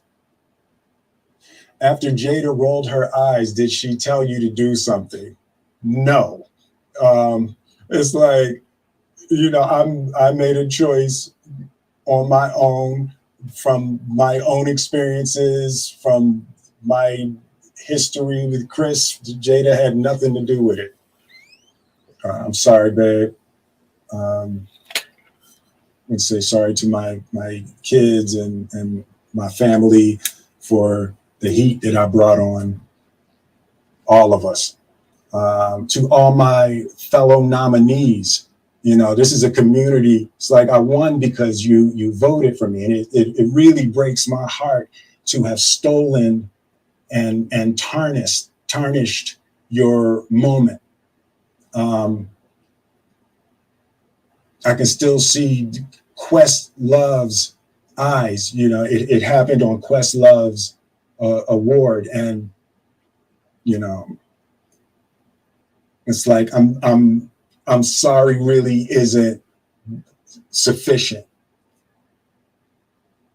What would you say to the people who looked up to you before the slap, or people who expressed that you let them down?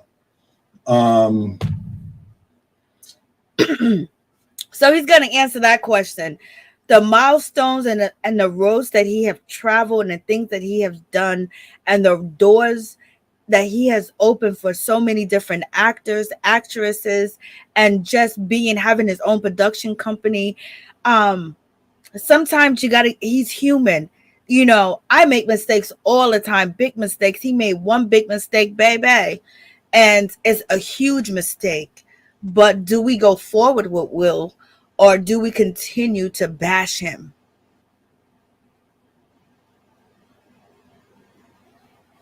So there's two things. One, disappointing people is my central trauma. I hate when... And he's being so honest about that, because in his book, he always wanted to be perfect, have everything perfect, do things perfect. And this is why you've seen the perfect career that he has had up until the point of the incident.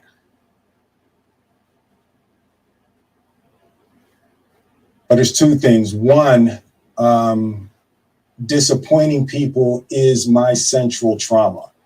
I hate when I let people down. So it hurts. It hurts me psychologically and emotionally to know I didn't live up to people's image and impression of me. And that's some real shit to say that, you know, to feel like because you're living. Ultimately, we live our lives, but he lives his life in the image because he's a role model. He has a huge platform, 9.83 million subscribers on YouTube. Then you go to, you know, Twitter, he got 100 million or more. Then you go to Instagram, 200 million. And then so he's just not your average person. He wants to be that inspiration, and he wanted to be the inspiration in his father's eye, where his father wouldn't abuse his mother and things of that nature. And this is why he bends over backwards and he tries his best to please Jade and do everything that he can, but he's still an asshole at some points in time. Everybody's an asshole in a marriage, you know what I mean? No one's perfect in a marriage, but at the same time, he really believes what he's saying. Like, I messed up, I know, my bad, believe me, take me as I am, take my word. But he got so many millions of people that once they might just cut that off, and to him, that's actually losing. And it's actually like really tarnish his legacy, where he's not that person. He wanted to show people that he is, that he's fallible. He makes mistakes just like all of us, but it's a huge mistake to make by putting your hands on Chris Rock. You didn't put your hands on a regular person that could sue you. And then on top of that, we got to give kudos to Chris Rock for not suing Will. Every Jim Carrey and all these other comedians say you should sue Will. You should sue Will. He's avoiding talking to Will, but at least he didn't sue him. You know what I mean? And then to drag it out even more, then it becomes people hate Will even more. And so I'm just like, damn. The work I'm trying to do is I am deeply remorseful, and I'm trying to be remorseful without being ashamed of myself, right? I'm human, and I made a mistake, and I'm trying not to think of myself as a piece of shit. So I would say to those people, I know it was confusing. I know it was shocking. But I promise you, I am deeply devoted and committed to putting light and love and joy. For this guy to say all this right here, that he don't want to be ashamed of himself, because basically, what did everybody say? That this situation that went down with Will Smith it was a shame ritual. And so now he's feeling all that shame. He's feeling all that pain. He's feeling all that. And people was calling out like, oh, this is a shame ritual. They did this, blah, blah, blah. Whether he was a part of it, whether he wasn't a part of it, but he's ashamed. And when someone says that they are ashamed, unless he had the top people write that, that's some real shit. When you say I'm ashamed, when you're embarrassed to look at people, you can tell this was hard for him to even do, because now that image of himself that he portrayed, that was out here, and he wanted to, basically save the youth by showing some of how he made it, how he got through from the streets of Philly. And then now he's just like a regular Joe. So that even that bravado he had in his head of himself is not real anymore. So now he's dealing with a whole Will. And, into the world. And, if you hang on, I promise we'll be able to be friends again.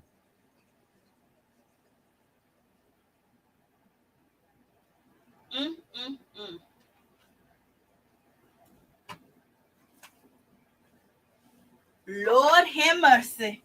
So what y'all think? What's up? So y'all think he's sincere? Y'all think he's sincere, or you think he's not sincere with the situation? Is Will sincere? Chris is allowed to make a joke and ignore Will as long as he wants to.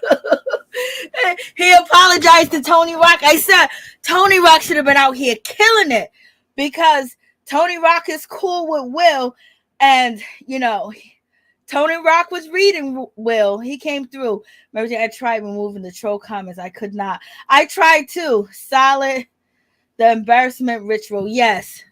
That's a lot of people said. And I don't think he knew he was a part of that, because when he went up there and, you know, smacked, you know, Chris Rock called him, what's his name? King Richard. And if you know any history about King Richard, you know, Serena Williams' father, you will understand why he said that. Yeah, he might be. So, and plus, you know, they shelved a lot of his projects, so we shall see. We shall see, y'all. Thank you, darling. I appreciate that, darling. I know I couldn't remove it either. I logged into YouTube because I'm on StreamYard, you know, to move that whole situation. So in any event, that's that Will situation. What y'all think? Tony Rock has been putting the pressure.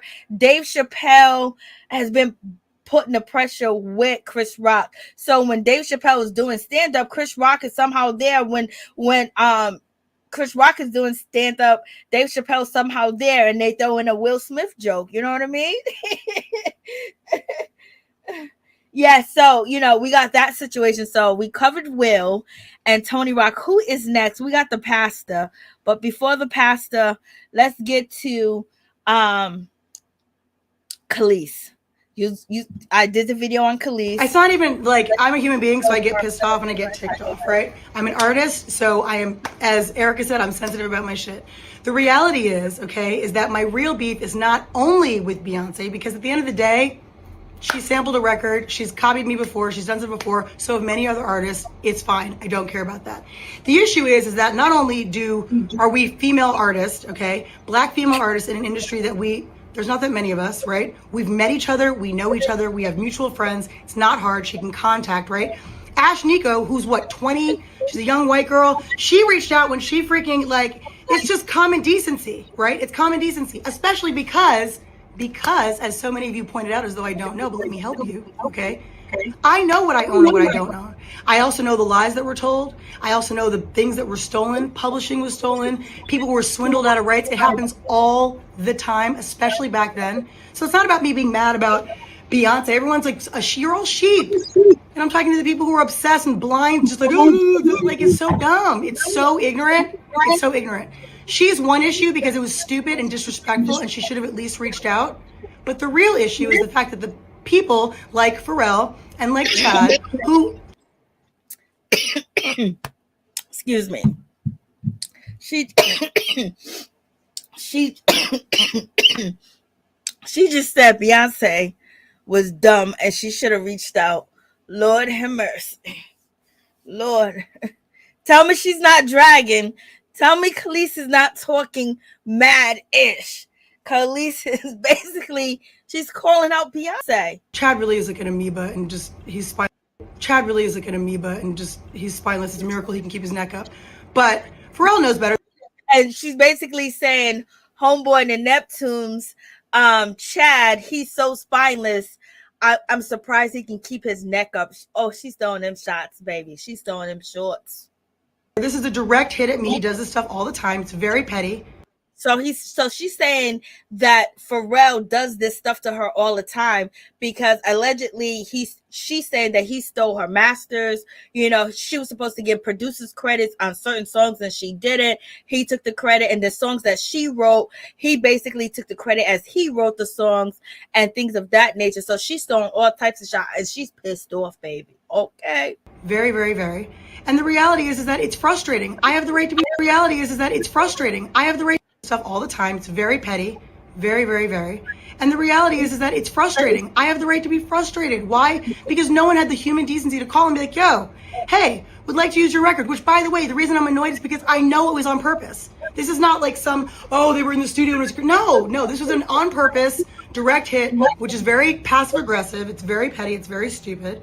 And I'm going to say what I have to say. I don't mince my words. So all of you Beyonce fans, knock yourselves out.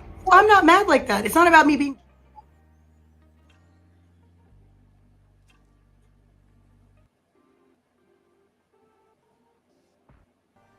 Okay, I don't even know why that stopped. So let me add this one to the stream. Here's the issue, okay? This is not about, really not about Beyonce or anything else for that. The reality is, okay, and I said what I said, so still all facts, okay?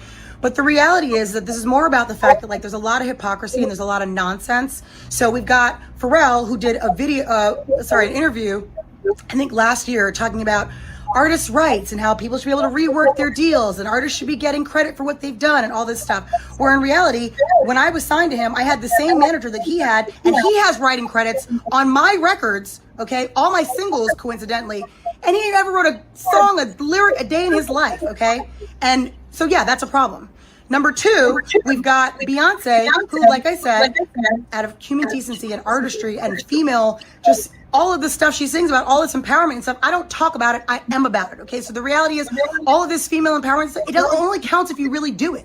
If you're really living it and walking the walk. Don't just talk the talk. It's real cute and fun to sing all these girls' songs. Like, come on now, let's be real, all right? And then thirdly, you want to talk about Pharrell talking, oh, cause I'm happy. I'd be happy too if I was stealing all kinds of folks' publishing and rights to songs and all kinds of stuff. I actually really wouldn't be happy because it's evil. But the point is, okay, is that there's a lot of hypocrisy and someone has to talk about it and bring it up. And it just so happens that I was thrown in this. This is not like I looked for it. I was actually last night, I was posting on my Bounty and Full page, just doing my own thing. And then I saw one of my fan pages and someone was like, oh, that's a collaboration between B and Khalees. No, it's not a collaboration. It's called thievery because the collaboration, the definition of collaboration, it means that we are working together. There's no working together if you are not even checking to see if everything's cool. That's a problem, okay? I would never do that to another artist. For real. I never have, I never would. Why? Because what's the point? If I like it so much, why wouldn't I just be like, yo, I really like it. Can I use it? Whatever. That doesn't happen, right? It's nonsense. Because some people, I don't know what they think. I don't even care. The point is, something has to be done about it. I'm not just going to talk about it. I'm not going to pop off all the time. I'm saying what I have to say because it's true, okay? But I do think that something needs to be done. It happens to a lot of artists. It happens all the time. And I think that really something needs to change. And this just might be the fuel that I needed to actually do it. Because honestly, I try to keep to myself and stay out of the drama. But if it keeps coming to me, what else am I going to do, right? That's all. So say what you want to say. I don't really care. Peace. So what y'all think about that situation? OMG, Khalees, she went off. She definitely went off. She definitely called out everybody that she wanted to call out in the whole situation. OMG. I'm like, Lord have mercy. And, basically exposing, Pharrell and saying that he never wrote any songs. And basically, she's saying that he didn't write any songs and things of that nature. Basically, saying he's fraud, he's fugazi. That he didn't write. He just basically put his name on, the writer's credits, and it was stolen from her. And she did an interview not too long ago, I believe, in 2020. She basically says that when it comes to the Neptunes, she said when she signed to the Neptunes and Pharrell, they worked on her 2 albums. They were supposed to split things, 3 ways, and she was supposed to get this, that, and basically her pockets were left dry. Her lawyer, her management, they all lied to her, and they all worked together with Neptunes and Pharrell, and basically, put her out there on Skid Row, stole her stuff, baby. So I don't know if the second one played all the way. So I'm going to see if I can play this on here. Okay, this is really not about Beyonce or anything else for that. The reality is, okay, and I said what I said, so still all facts, okay? But the reality is that this is more about the fact that, like, there's a lot of hypocrisy and there's a lot of nonsense. So we've got Pharrell, who did an interview.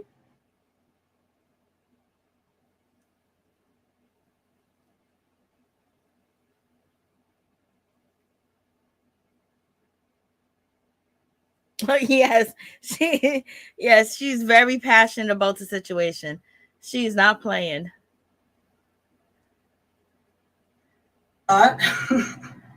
Here's the issue, okay? This is really not about Beyonce or anything else for that. The reality is, okay, and I said what I said, so still all facts, okay? But the reality is that this is more about the fact that like there's a lot of hypocrisy and there's a lot of nonsense. So we've got Pharrell, who did an interview, I think last year, talking about artists' rights and how people should be able to rework their deals and artists should be getting credit for what they've done and all this stuff. Where in reality, when I was signed to him, I had the same manager that he had, and he has writing credits on my records, okay, all my singles, coincidentally, and he never wrote a song, a lyric a day in his life, okay? And so, yeah, that's a problem. Number two, we've got Beyonce, who, like I said, out of human decency and artistry and female, just all of the stuff she sings about, all this empowerment and stuff, I don't talk about it, I am about it, okay? So the reality is, all of this female empowerment stuff, it only counts if you really do it. If you're really living it and walking the walk. Don't just talk the talk. It's real cute and fun to sing all these girls' songs. Come on now. Let's be real, all right? And then thirdly, you want to talk about Pharrell's like, oh, because I'm happy. I'd be happy too if I was stealing all kinds of folks' publishing and rights to songs and all kinds of stuff. I actually really wouldn't be happy because it's evil. But the point. Okay, so I think we listened to both of them. I just thought that I missed, parts of it or whatever the case is. So that's her, she's coming out here and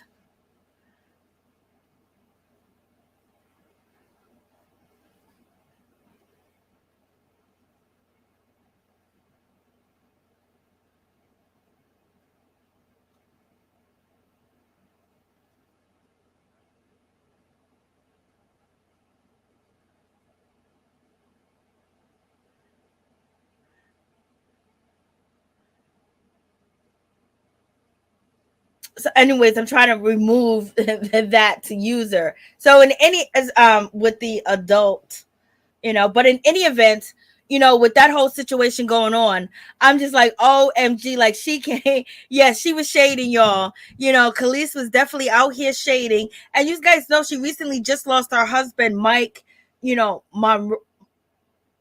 something Moria. She just lost, Mike, through stage 4 cancer. So I guess, she's really feeling a certain type of way. I was like, Lord have mercy. She's going in. And, she was ripped off, but it wasn't Beyonce that ripped her off. But she's saying that Beyonce and her have the same friends in common. So Beyonce could have called her. And a lot of people are saying on social media that when it comes to Khalees and Beyonce, that Solange is really a huge fan of Khalees and Blase the third. And a lot of people are saying, Khalees, you done lost, they robbed you. There's nothing you can really do about the situation. And a lot of people say you should have been selling, your kitchenware and your herbs and your vegetables, your cream for your hair. She recently just cut her dreads out. She did have dreads. She had dreads for a long time. And so the hair that you see in that video, this is after, she did a huge chop. She did a huge chop on her hair as far as her dreads were like down her back. So she chopped her dreads out.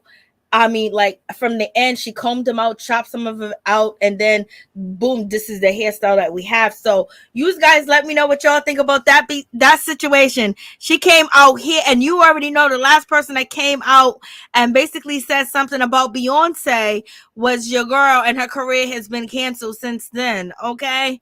We haven't seen her. We see her performing at bars and clubs and things of that nature. But that's a whole crazy situation, y'all. But let me see if I can find this situation. That's crazy. I was like, for real. And so Khalees was posting from her Instagram, right? She was posting from her Instagram, and she was talking from her Instagram page, Bounty and Full account, and she was throwing mad shade. She was talking way more reckless. It's on my channel if you guys want to check it out. And when she did that, she doubled down because the Beehive came for her. The Beehive was out here swarming and basically was stinging her, and she jumped on Instagram and basically made them videos to let people know where she coming from and what's the whole situation. I was just like, Yeah, them Beehives, they came for the whole situation. I did have, I don't know where it went.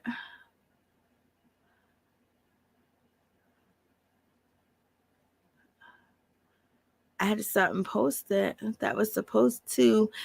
So what y'all think? OMG.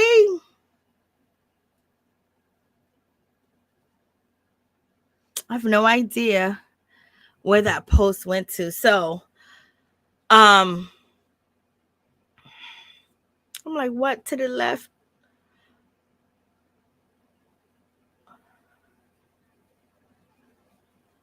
Maybe it's in here. I don't know where it went. It went MIA on me. Here it is. Oh, nope, that ain't even it. So, in any event, moving on from that situation, let's get into Beyonce. Did you guys check out the Renaissance album? Did y'all check it out? So, yes, it's nothing that, unless Khalees can get some money for the situation, or she can prove that she wrote the songs and they stole it from her. And I guarantee if she could have proved it long time ago, she would have proved it. She would have been trying to prove it in a court of law. And an event, she was robbed. That's what she says. And we have heard of a lot of different, from back in the day, from the 60s to the 70s, where they took, our people's music and basically put, whitewashed it down, put their face on the cover and had the black voices on there. Okay. And so,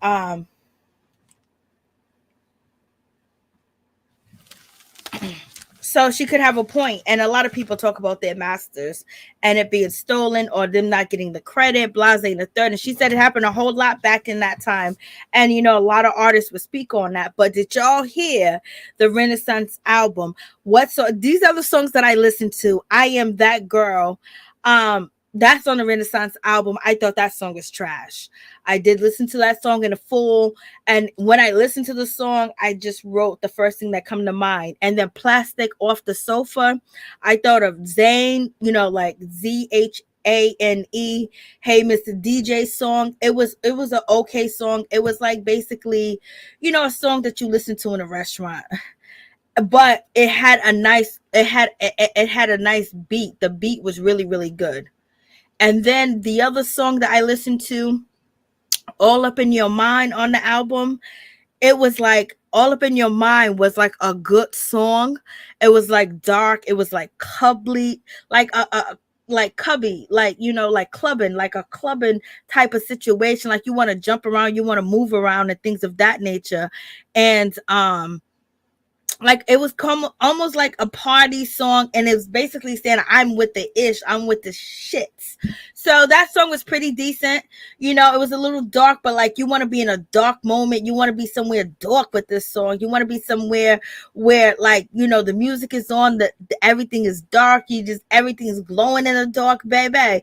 Or you just want to be in an area where you could just just shake it around a little bit, just nobody could see you on a low.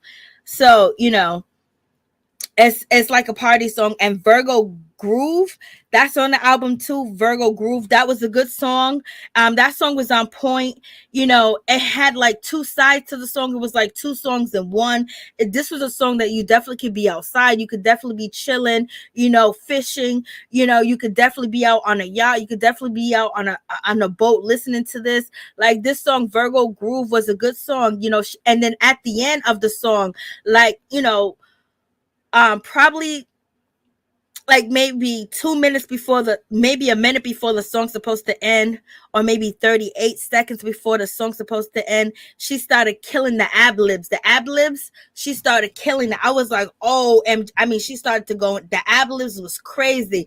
The ad-libs almost have you, and her ad-libbing to the song almost like had you like in a trance a little bit. Like, I was like, okay, like, no, that was popping.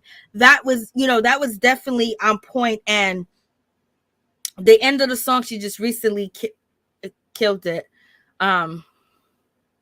You Won't Break My Soul. You already know that song is fire. Heated.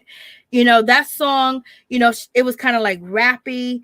It was all right, but it also had like, meditation to it. Almost had like relaxing meditation music when it starts off. And then she started rapping. But when she started to rap on this song, I think it was her rapping. When she started to rap, it was like, a whole different new song, but it wasn't bad. But her rapping was almost like her chanting.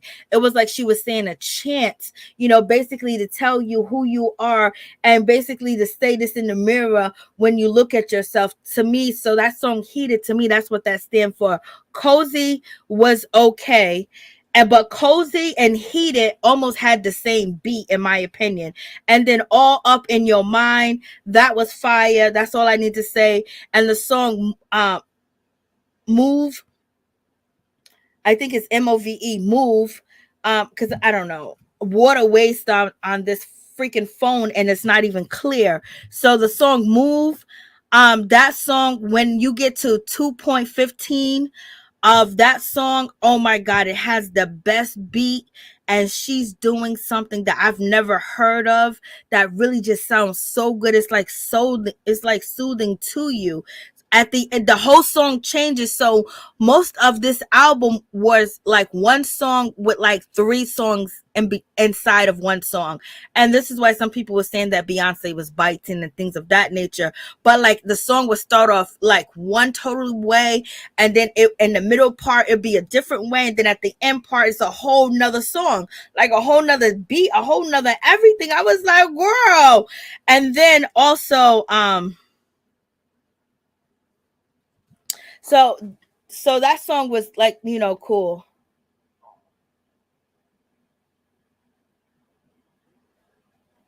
And Church Girl, it started off fire, it ended at fire. And Thick Q, I really didn't. That song was okay. Plastic Off the Soap, fire. I told you guys that was fine. And the song Energy, the song which is causing all the commotion when it comes to Khalees. I mean, basically accusing Beyonce of stealing and a Neptune stealing and using, her music without permission. That song was dope. It wasn't the best song on the album, but it was dope. America Has a Problem, that song was dope. But Pure Honey was a bop. Pure Honey took you to the 70s, to the 80s, pop, dance, disco with a slow beat. Then it gave you some Big Daddy King. Then it switched up to like slow. I mean, that song Pure Honey is on point. I like that song. That song was on point. And Summer Renaissance, that song was cool. Cuff It, that song was all right. So the album to me was okay. The album to me, yes, Pure Honey is it. Pure Honey was it, for real. Pure Honey, my little booty was shaking. And then okay, I gotta see water waste on my phone, so I can't see the name of this song. Renaissance album songs.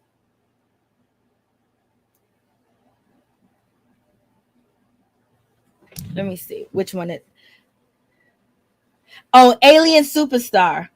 Alien Superstar was a good song. That song was good because basically it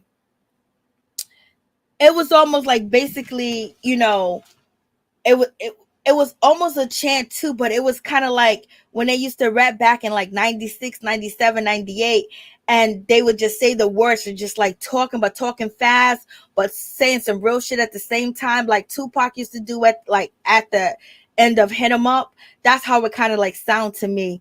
And then basically she was talking shit about herself, talking facts. Like, this is a song that you look in the mirror to as well. And this is a song that you get ready to go to the club with. This is a song that, you listen to while you cleaning your house and you be like, I know I'm the ish. This is a song that you in a car with your girls and you getting ready to go to the club and it comes on and y'all all know y'all the shit. Y'all all know y'all look good. Y'all all know y'all gonna have a good time. Y'all all, are basically there to support each other and have a good time and things of that nature. So that was pretty dope. And which is the other one?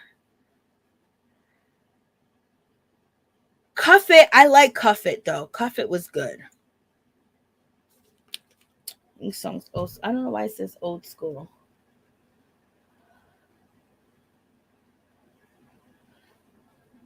So I think that's it. That's all I can get out of my phone, baby. Because I did listen to the whole album. I did like the album. Out of a 10, I'll give the album an 8. Because she was very creative. She was very creative on the situation.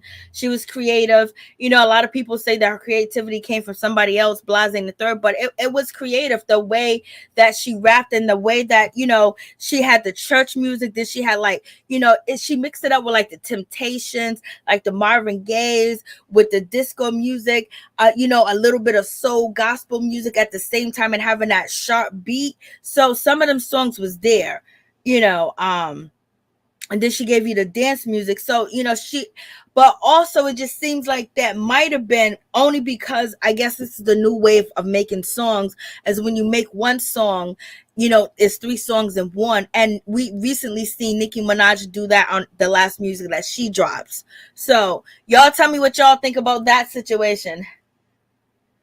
So that's what I think about it. Yes, it's an 8. Like I can listen to it. I'll be chilling. Like I can listen to it, and then you know, if I remember, you know, I would definitely put on Pure Honey. That's a fact, and I would definitely put on that song. And You Won't Break My Soul. I would definitely put on that song. Point blank. Period.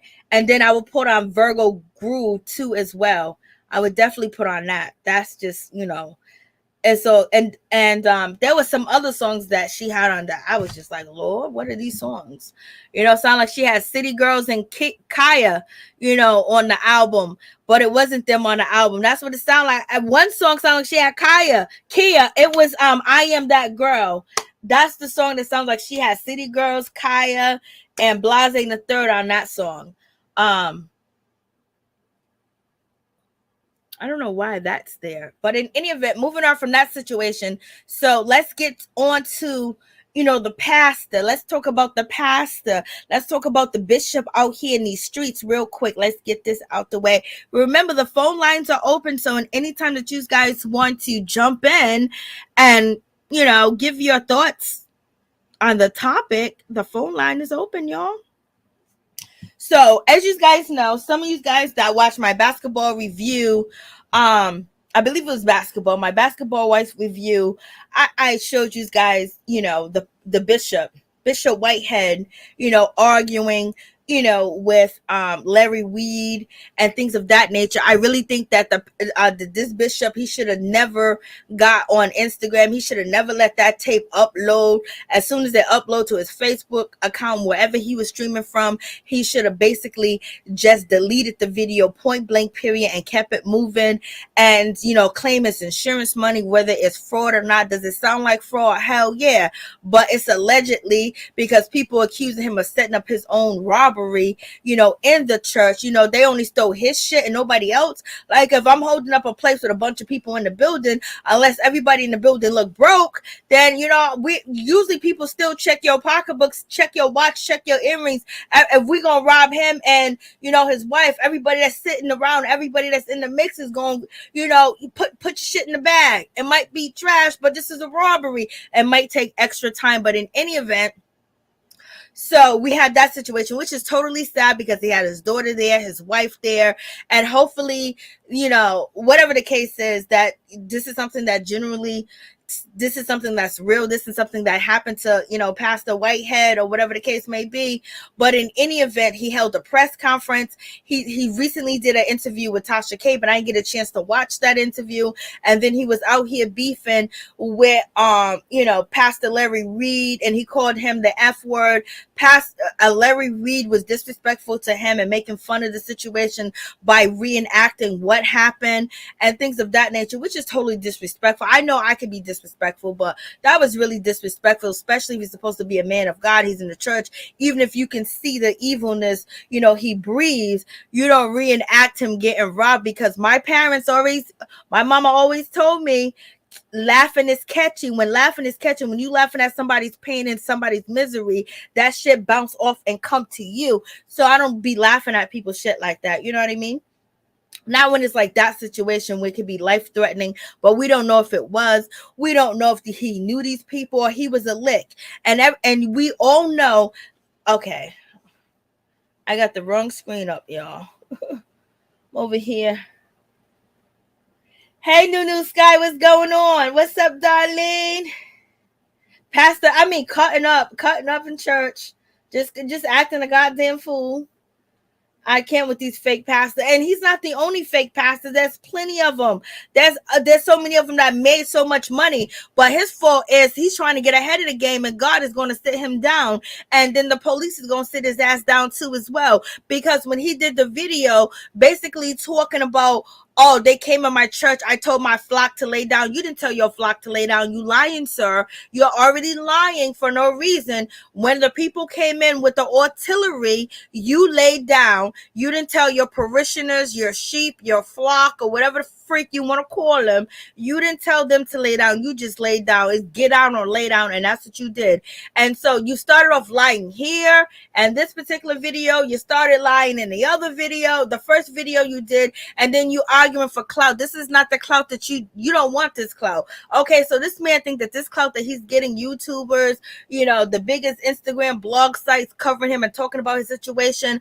Oh, I'm gonna make it happen. I'm gonna change the narrative. Will Smith sat down, baby, for 3 months.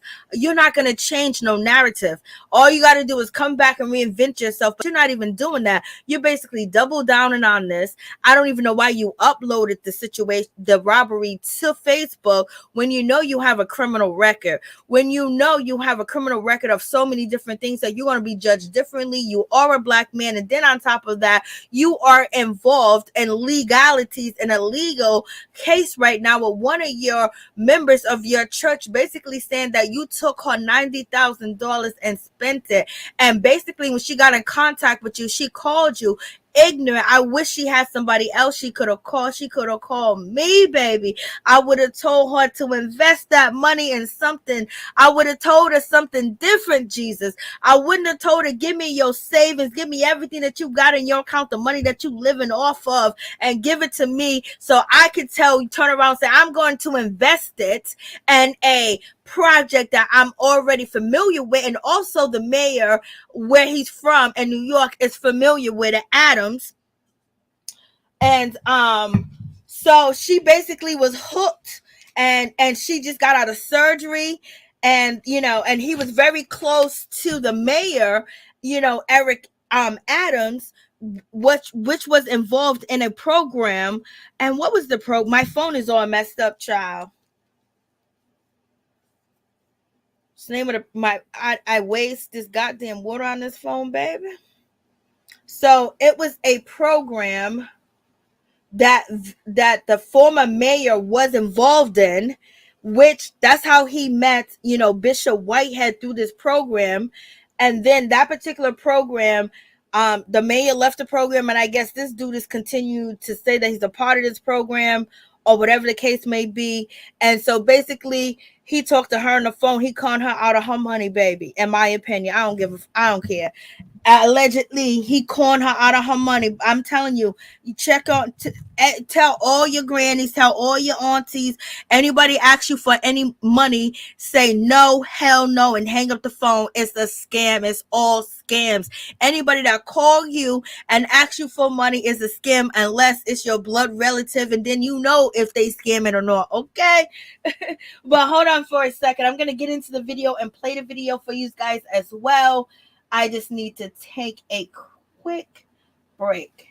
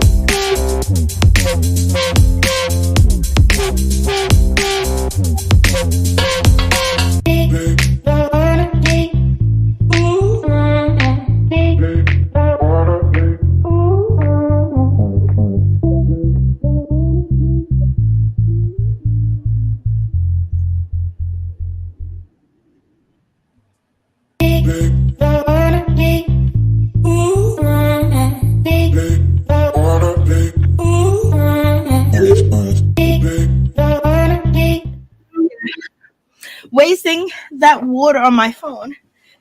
So in any event, let's get down to this situation. So, when it comes to Bishop Whitehead, basically he was in prison for 5 years for identity fraud and grand larceny. And excuse me, I had to run up the stairs. So I had to run up 3 flights of stairs. Lord, I had to grab the paper towel. So in any event, he was arrested. I mean, he's been in prison for 5 years, and basically crimes of identity theft and fraud and grand larceny. And, you know, he drives a Rolls Royce, and he has so much jewelry on and so much different things or whatever. But one thing he did say in the video when he got robbed, he basically said that he can identify the guys that robbed him because he could see through their mask. And I really thought that that was crazy for him to say something like that. You know what I mean? Like, because if you can identify them, what makes them not want to come back? And then on top of that, I think the robbery was fake. I think the robbery was fake. Is that Jamal? Is that Pastor Jamal, baby?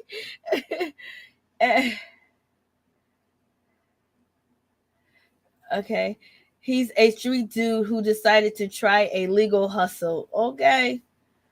Okay, street dude to try to legal hustle. He tried to be Mace out here, running around through Brooklyn. He got 50 Cent posting him up, and he got all this jewelry on, riding around with the top down. Okay, you want to be a new age preacher, you got to be in a new age era. You know what I mean? You can't be nowhere that, you know, people can point guns at you. Okay, like that. All right, you would need to be living where all them pastor like Reverend, like Pastor Creflo Dollars and T.D. Jakes, if you want to do all that. And then he was arguing when it comes to Larry Reed about his jewelry. Larry Reed was like, my jewelry's better than yours. It was really childish between Larry Reed and this dude, Bishop Whitehead. But all the way that when he was talking on Facebook and talking all that crazy mess, like, I didn't think the outside of his church looked like this, baby. Nobody can sweep. Nobody can put a red carpet out there. Nobody can paint them walls. Nobody could, you know, put plaster all over the place. We done seen Sidora do it in a second for the gym that she was promoting, drop it with Drew. You could have covered that up. You could have did something. Because, baby, you know, I don't know if you want us to feel like he's impoverished, but he's been out here bragging that he got all this money. He was robbed for like $1 million in jewelry. That's insurance money. Allegedly, that's what the people are saying out here in these streets. He's tired of people making fun of him, but he's doing too much because now people done dug into his background. Now people done got his criminal record. Now he's working with the police. And then on top of this, when it comes to Bishop Whitehead, his father was a bishop or a pastor. His father was killed by the NYPD. And so now he's saying that he forgives the NYPD. He's working along with the NYPD. The NYPD is going to do everything they can to put him behind bars, okay, and close down his establishment and take the property that he said that he owns. They're going to take it away from him because he's doing too much and he's blocking everything that he's supposed to be doing. If the NYPD killed your father, baby, you know, usually when somebody kill your relative like that, they want to kill the guys off too as well, you know. And you know, back in medieval times and sometimes in the street time, you know, but you know, because the cops are street niggas, okay, they street dudes. You know, there's very few that are different. But so he's out here talking about he can identify the people, and he says he's working with the NYPD, and they're basically going to bring in, you know, telling that his people that he is safe and things of that nature. So yeah, he's on that. There's another incident of this dude. So in any event, his father was killed by the NYPD, and then he's over here doing all this shit. Like, he's doing way too much. He's putting way too much, you know, emphasis on him, and you already know what that means. They're gonna come and you already know what that means. And basically, you know, by his action and his movement, you know, it doesn't look good. Let me see if I don't even know where this, hit my history real quick and see if I can bring up this image. Maybe this is it. Nope. Not a history again. So yeah, he's out here. He's out here asking to go to jail. He's out here saying, I'm going to fight. And then they're going to take his money. Just like they just locked up Kodak and said that, you know, he's a trafficker. And they said he has $75,000 on him. And the judge said, oh, yeah, we'll bond you out for the $75,000 that you got in your pocket. Come on. It's about money. And now he's letting them know that he got money.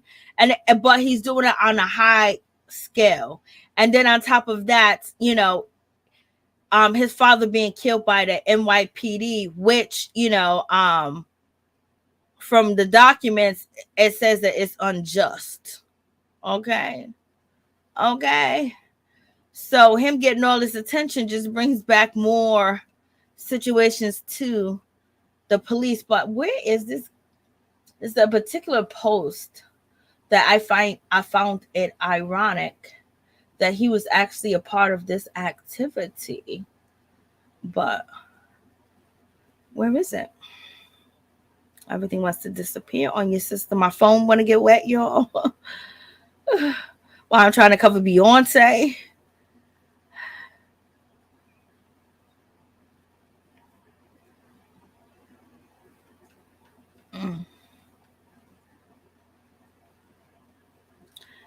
It's not this one. Okay, let me just...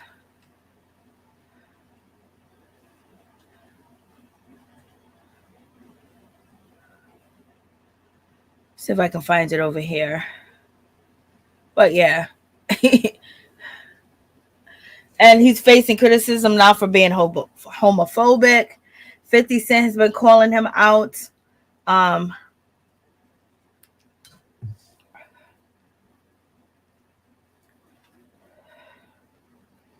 Yeah, he's just doing too much, especially if your shit is shaky. Like, you got a woman that's basically accusing you of taking her monte, $90, and your previous crimes of you being locked up is something similar to this woman claiming. And then on top of that, you tell the woman, allegedly the woman that's having legalities, or, you know, basically bringing him to court, is basically saying he took her $90,000 and was supposed to invest it and get a house, you know, for her because she had bad credit and she just got out of operation. She was sick and she gave him all her money.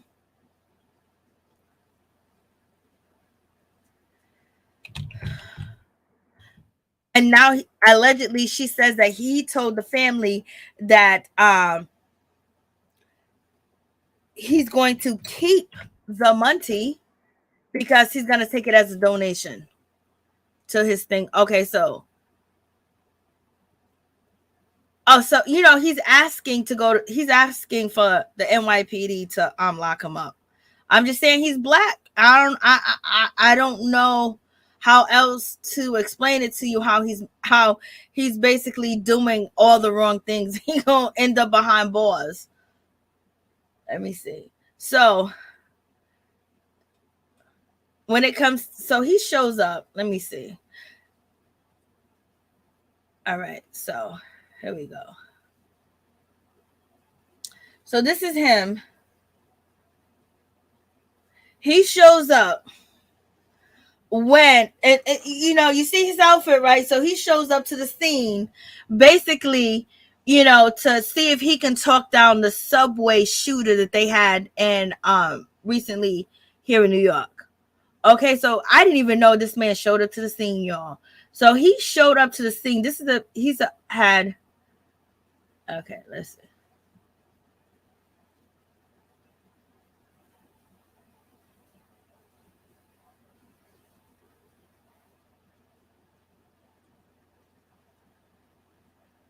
I don't think this is it. Is this it?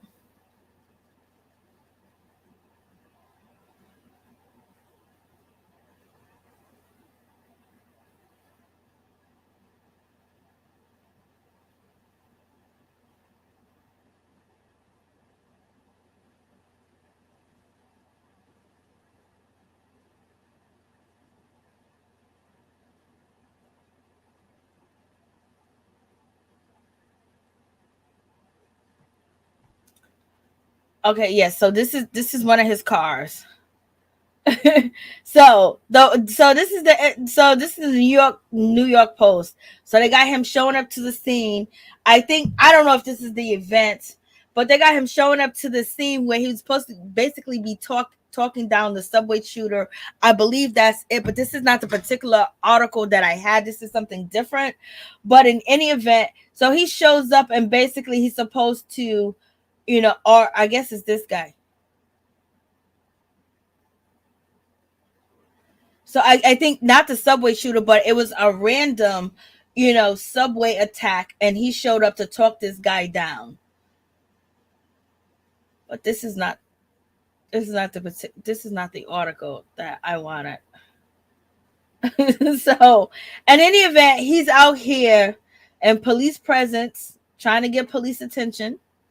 He's showing up like this, and they ain't trying to see no black man show up like John Gotti. Didn't Biggie already say this? They ain't trying to see no black man turn into John Gotti like he's doing the most. So when he get arrested, don't be surprised. So let's get to him, because I'm just talking mess.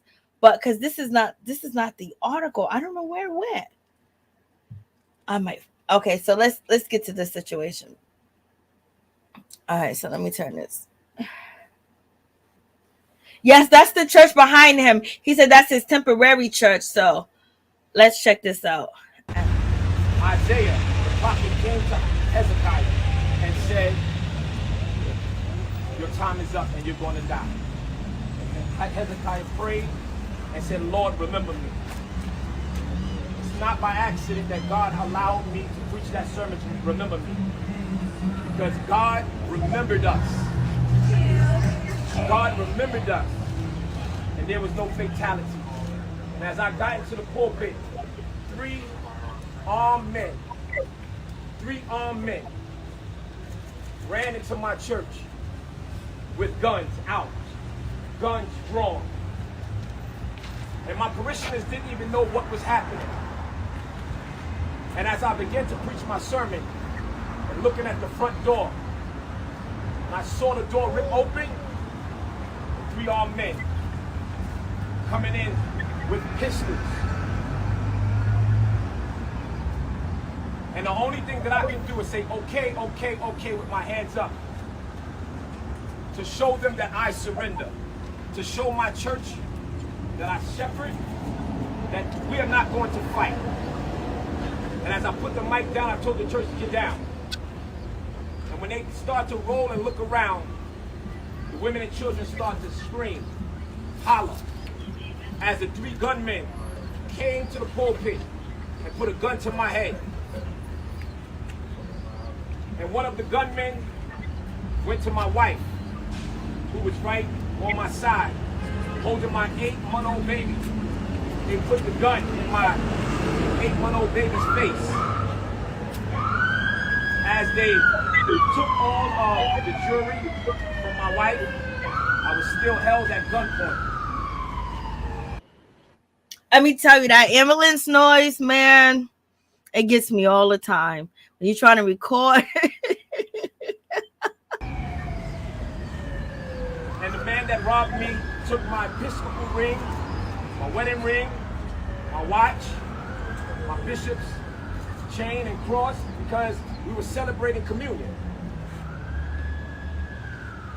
And then he started to tap my back and said, what else do you have? He started to tap my back, and he felt my other chains underneath my robe. And he began to rip my sacred collar off my neck. The collar of the yoke. When I was consecrated, they had to put the collar as I became a bishop. And he ripped it maliciously. And as you can see in the video, he continued to jerk it and pull my chain. But it wouldn't come off. So he told me, take it off with the gun to my head. And as I looked at my congregation, and they were all rolled over on the floor, I was a helpless shepherd. They trusted me, and I couldn't protect them in this moment. And as I took off my jewelry and gave it to them, 2 of them ran, 1 came back and started tapping my pockets. But then he ran off. And as soon as he's doing so much, they're gonna use all this shit against him in court. Don't worry, the NYPD is gonna have a case against him. He's doing a whole lot. But I'm just gonna tell you guys, this video, I mean, where am I at? Open this. So this particular, when I was showing you guys this is something else that he showed up to. So there was a young man that he was basically, a mentor to. He was working with the mayor with, and this guy ended up getting caught up and getting into some trouble. So he ended up getting the guy to surrender with his family and try to be a part of the situation. But there's this particular guy, whatever. So it was like, so he said that he was asking the family if he had an attorney, he had this and that. Did you pay for his attorney? How can you pay for his attorney when homegirl saying you robbed her for $90,000? Like, you just like, yo, that's just ridiculous. Allegedly, you know what I mean? And he's bragging bodaciously. Why do your building look like that? So, they always be talking about put the money in the pot, for the building fund. The building fund is needed over here, y'all. So let me get back to it. he turned his back and got to the door, I ran behind him because I wanted to be in front of my church. If they came back, they would hit me first. I wanted to protect my church. And then I began to go downstairs, and as I seen them through the window, seeing them funneling across the street, wandering, and I jumped in. Yes, he was eating sunflower seeds. He was so cool with the whole situation. Usually when you watch the ID channel, you watch these shows when, American Greed and things of that nature that comes on the ID channel, that people fake insurance, some of them go overboard with the faking insurance scams. Like, they be doing too much. And this is too much if it's fake. It's too much. He's causing too much an investigation to find out. Blase and the third, all this going on. They're bringing up his past. They're bringing up his association with this person, that person, and also having legalities going on. So he basically trying to defend himself so much. Let God defend you. If you believe in God like you say you do, let God defend you, okay? My car, I began to chase him, but I couldn't find him. I drove up and down Avenue D. So I'm here today not to continue with this story because you heard it. But so who is it? So he was looking for the robbers? Why would you be looking for mass robbers? Why? I mean, like, this is just, hold on, we got to go back. Did he say he drove up the block looking for them? I began to go downstairs, and as I seen them through the window, seeing them funneling across the street, wandering, and I jumped in my car. I began to chase him. So he said he jumped in his car, y'all, and he began to chase him. What is going on? Like, this is just way too much. Like, you're doing way too much. Like, this is, the insurance company is definitely going to do a thorough investigation. They're definitely going to check all the cameras in the neighborhood. They're going to check out that white Mercedes Benz that the allegedly young boys jumped in. They're gonna follow his movements and everything. And you could have got that quick buck, within a month or two if you didn't do all this. Like, everything is gonna be questioned now.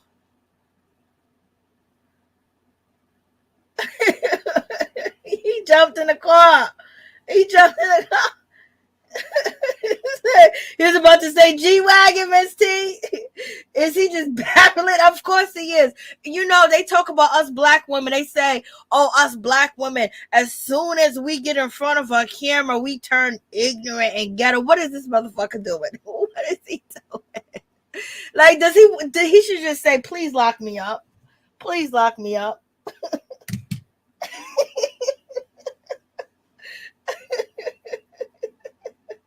He should say, please lock me up. But I couldn't find them.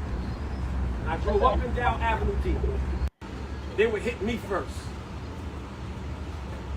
I wanted to protect my church.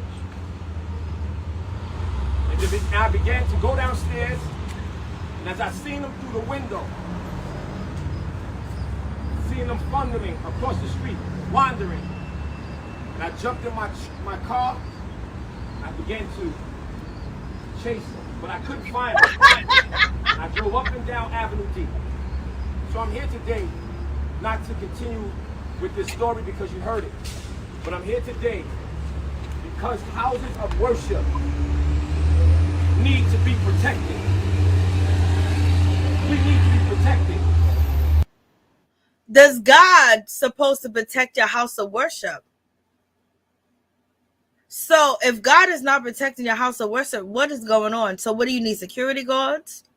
I thought you should be able to put the protection with the holy oil, with the water and everything, that's so nobody that cause you harm shall cross into your church.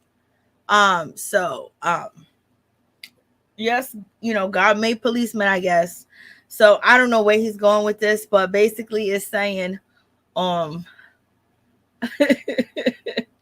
not laughing at the situation like that. It's just like, I just think he's putting his foot in his mouth every time he talks, and he's doing too much to try to clear his name, and he's doing too much because he loves the attention, and he thinks this is the way to get to where he wants to get, to be one of them Reverend Creflo Dollars, Preacher, or TD Jakes, and the rest of them that got them huge churches and 3 to 4 million people, Pastor Jamal Bryant and stuff like that. They're gonna shy away from him. I want to go through just a few notes of mine, because the media, for some reason, you portray black men as criminals. My church. He said he was robbed by black men. He's been in jail, and then he gets on a live stream with Larry Reed and basically argues with him and talks about diamonds and talks about this type of stuff, to try to check people instead of checking his business and being quiet. He wouldn't have all this negative attention, so he's reaching out for this clout, but this clout is not what he wants, because everybody's going to do an investigation. They're going to interview everybody in that church. Everybody that used to go to your church, everybody that slept with you, your prison bunk mate is going to have an interview pretty soon, okay? Can't get no sympathy nor empathy. If you recall, 2 months ago, I turned in a young man that was wanted for murdering another. So that's actually what he's talking about right here, as this guy. But I know I read a story where they said that he showed up when the subway killer was, shooting, but he didn't kill nobody. The black dude, he showed up, and they showed him showing up and trying to basically, do negotiations with that situation. I can't find the article. I know I put it here, but I don't know where it's at. But in any event, but this is the event he's talking about right here, that he had a young man turn himself in.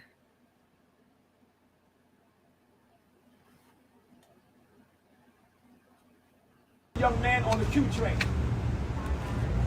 The family called me, and I told them that he must turn himself in. And they agreed, and they trusted me. And when we got to the end of the surrender, the media portrayed me as the bling bling bishop.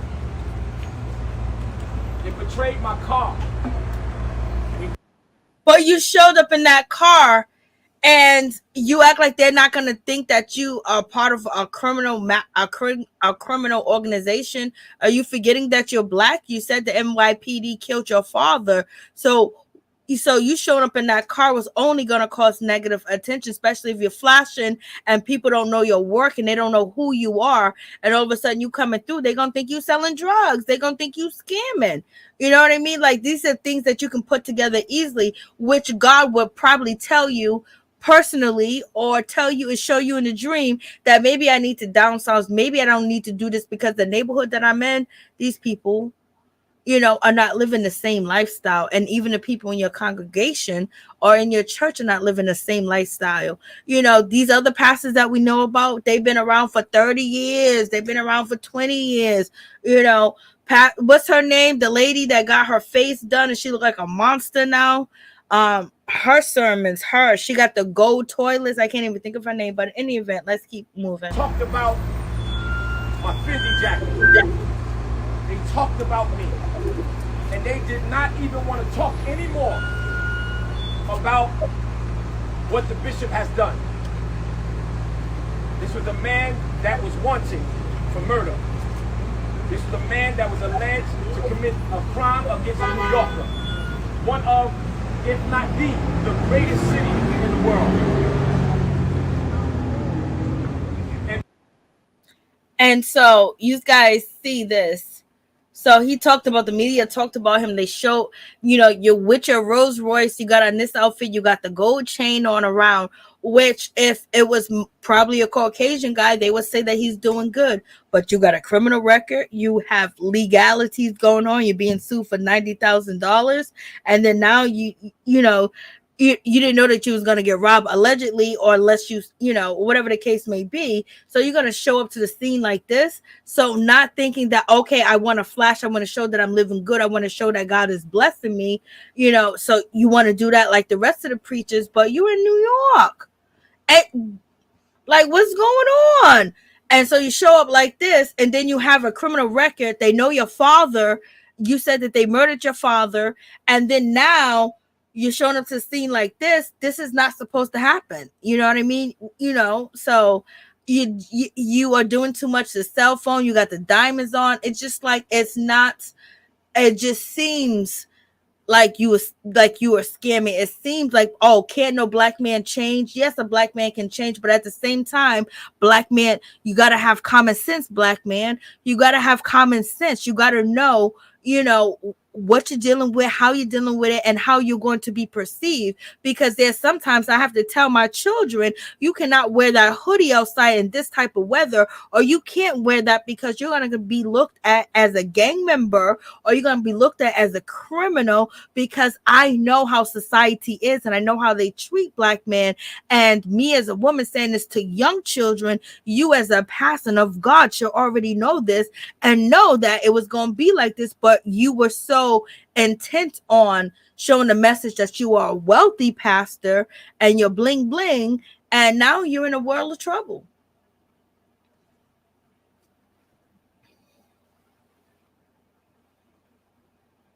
After that, my life changed, because all the media started to plaster me not as a bishop, but as a black man that was convicted, that has a felony. And nobody else wanted to talk about what Mr. Whitehead has done. So nobody wanted to talk about that the young man turned himself in and surrendered. Everybody wanted to talk about the bling bling bishop that the media portrayed. And then they wanted to go, oh, he was convicted for scheme to defraud, grand larceny. And then as a black man, they always bring up our past. They always bring up our past. But they don't want to say that Bishop Whitehead was illegally convicted. They don't want to say that they forged search warrants in order to convict me. They don't want to talk about how they hid all the evidence and lied to my attorneys to convict me. But everybody wants to talk about that I went to prison. Typical black man. Let's talk about my father, Arthur Miller, who was killed when I was 6 weeks old, beat and strangled to death by 16 police officers by the 77th precinct. And I had to grow up without a father.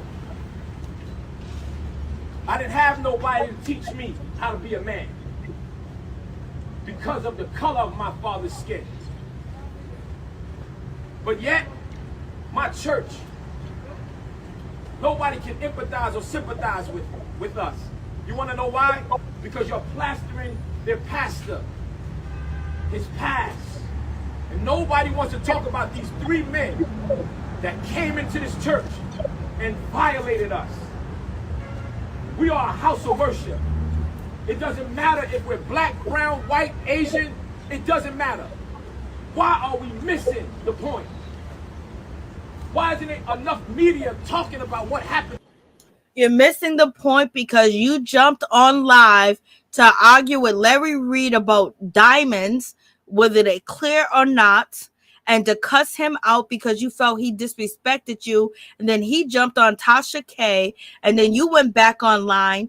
And this is why you're being treated the way that you are. And now your past is being brought up because you made the wrong moves. You made the wrong steps. People, they say what they want to say. You could have just dropped a video on your Instagram and kept it moving, or did a sermon and put it up and let people see you preach. But you wanted to jump down in these YouTube streets, these social media streets, these Instagram streets, and take on, Larry Reed. And basically you went viral and you look bad, which you shouldn't have did, because my pastor, well, I don't have a pastor like that, but look, the last pastor that I had wouldn't have jumped on, wouldn't have did no interview, wouldn't have jumped online, would have collected his money and kept it moving. Wouldn't have been, and then he would have showed his preaching abilities and his preaching skills while he's going viral. You went viral for all the wrong reasons. And then on top of that, when you started to talk about your church being robbed, you said that you had to teach the flock and show the flock how to do it. And you told them to lay down, and that was a lie. Like, you started off lying, and people are looking to see if you're going to be honest. And then on top of that, they took it to the next step, and they searched your background. You jumped into the people exposed their information. You got legalities going on. So, and then you're out here riding and you're flossing and showing everything you got in the hood. It's not like you're in an island somewhere where no people can't even see you, and your congregation lives, 500 miles away. No, you're doing all this. You're riding around acting like you G and you gangster. Then you're talking like you're G and you're gangster when you're on live with Larry Reed. And then boom, he talked to Tasha K. Boom, boom, boom. Bada bing. It was done for you. And then you're still talking. To my church. My wife has not stopped crying.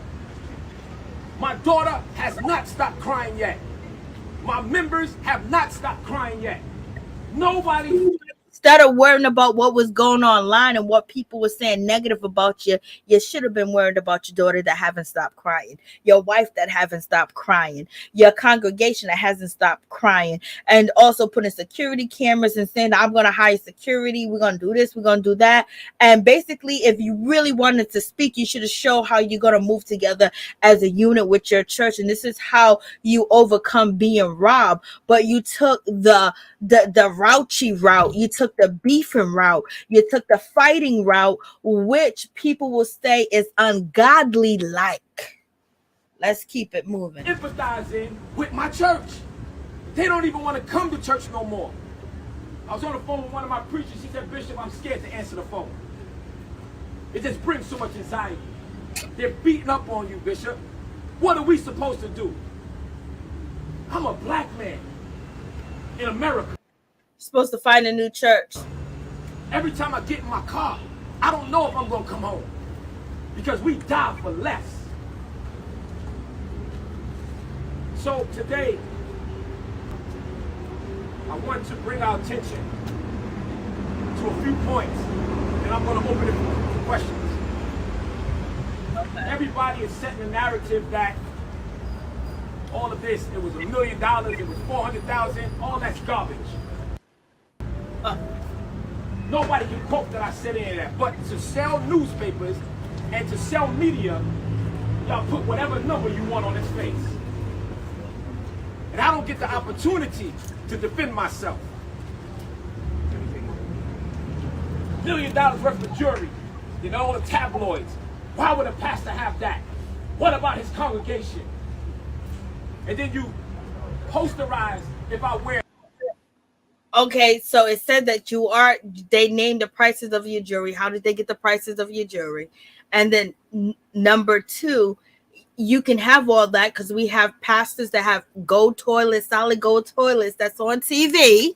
We got pastors that got churches all over, everywhere. and things of that nature, but you don't have that. So they're asking, where's your money coming from, baby? Now the questions are being asked, how you getting this money, baby? Now the questions are being asked, what are you doing to get this money, baby? So therefore, you open the floodgates by jumping on the internet, doing all the fugazi stuff that you're doing, showing off like you a 1980 or 89, drug dealer, back in the day with the cars, with all this other stuff. Now all that's coming in question, and now you got a lawsuits coming in question. Now you've been arrested for fraud and loss and all that other stuff. So now all that's coming in question. It's not because part of it's because you're a black man with that, but at the same time, your books. Now they're gonna be looking at your books. Being a church and things of that nature, you don't have to pay taxes. So that's one thing. But you in New York living like that, ain't nobody heard of you. And then the background you have, people gonna think that you're doing this and doing that. And then you don't help with the way that you dress, the way you present yourself, the way you talk, the way you present yourself on social media. You was so aggravated, you was cussing, you was swearing. You're supposed to have forgiveness in your heart, even though the people, are making fun of you and talking about you. Jesus was made fun of. He was nailed to the cross, baby, and that's who you are hustling. Allegedly the people with that information. So therefore, that anger and that upset didn't supposed to show like that. It didn't supposed to be like that. You put yourself on display, and maybe it's cool with the people that you run with at the church. It ain't cool with the rest of the world, because we seen pastors with money. They selling holy oil, holy water. We see the infomercials about the pastor said, I healed this person. They got out the wheelchair. We know that ain't real. You know what I mean? We know a blessing cloth that they're buying ain't real. Like they're selling at infomercials, but we see how they're getting their money with their congregation. They don't know what you're doing. You look like a drug dealer. And that's how they're gonna treat you. And then you dress like a drug dealer, with the gold chains on and all this other stuff. Right now, you don't have on no jewelry. Right now, you don't have on this because society is going to judge you, and you're supposed to know that. Because I have to warn my children when they leave the house, or my neighbor's children. You know what? You should ride like this, or when you're in the car riding, basically put this on, take that off, so if they ride by you, they can see you. You know what I mean? That you don't look like you're out here and you're part of that street life. But when you have the street life attached to God, and it's terrible that that's how they view us, but we already know how it is, and so therefore we have to prepare for it. And it's sad that we do, but at the same time, you should be wiser than what you are. And so it just makes you think that you're fugazi. A Fendi suit or Gucci suit. Why is Fendi, Louis, and Gucci? Why can't we wear that in the church? What's wrong with that? Cost so much. What's wrong with that? Because we believe God for hope. You got the money for it. We believe God for hope. We believe God for transparency. We believe God to change our lives. My mother was on welfare. I remember, I don't know how old y'all are, but I was born in 1978, where I had to get the pack of food stamps. The purple, the yellow, the brown. Okay, he's talking about the food stamps, getting a pack of the food stamps. Why can't we wear these clothes?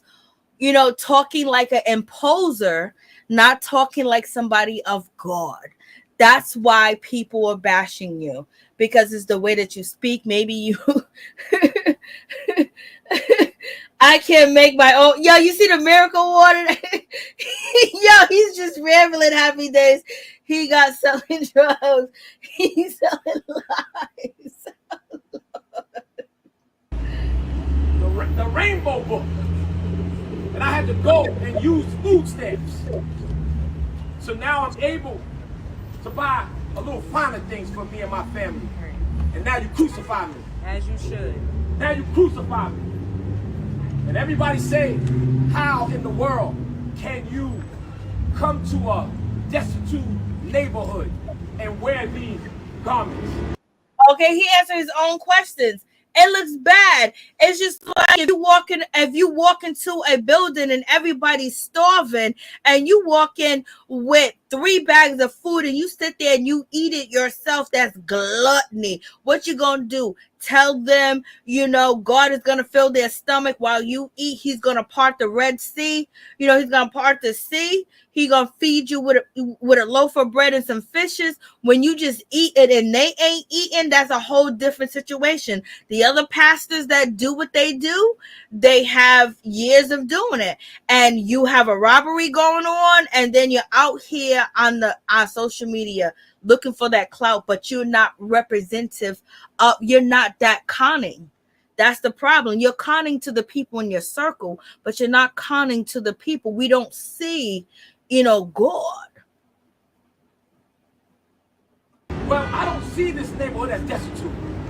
I see this neighborhood as growing. With men leading neighborhoods like this, it will be changed. I wear what I wear to encourage people. Also, now he wears what he wears to encourage us. So we need to be encouraged to wear Louis Vuitton, Versace, Fendi. That's what we need. Do we need a book? Do we need an education? Do we need an application? Do we need God? Do we need to see you giving? And okay, that's something that I want to do. But basically, he's inspiring people. He's another Marlo Hampton, y'all. To laugh at people. My community work speaks for itself. I am the biggest pastor in New York City of my giveaways. Last year, I shut down on Thanksgiving, and I spent $25,000 to feed 30 families. Go buy what you want. The year before that, I did the same thing. Google it. Congratulations. That is good, but they need to eat more than just for Thanksgiving.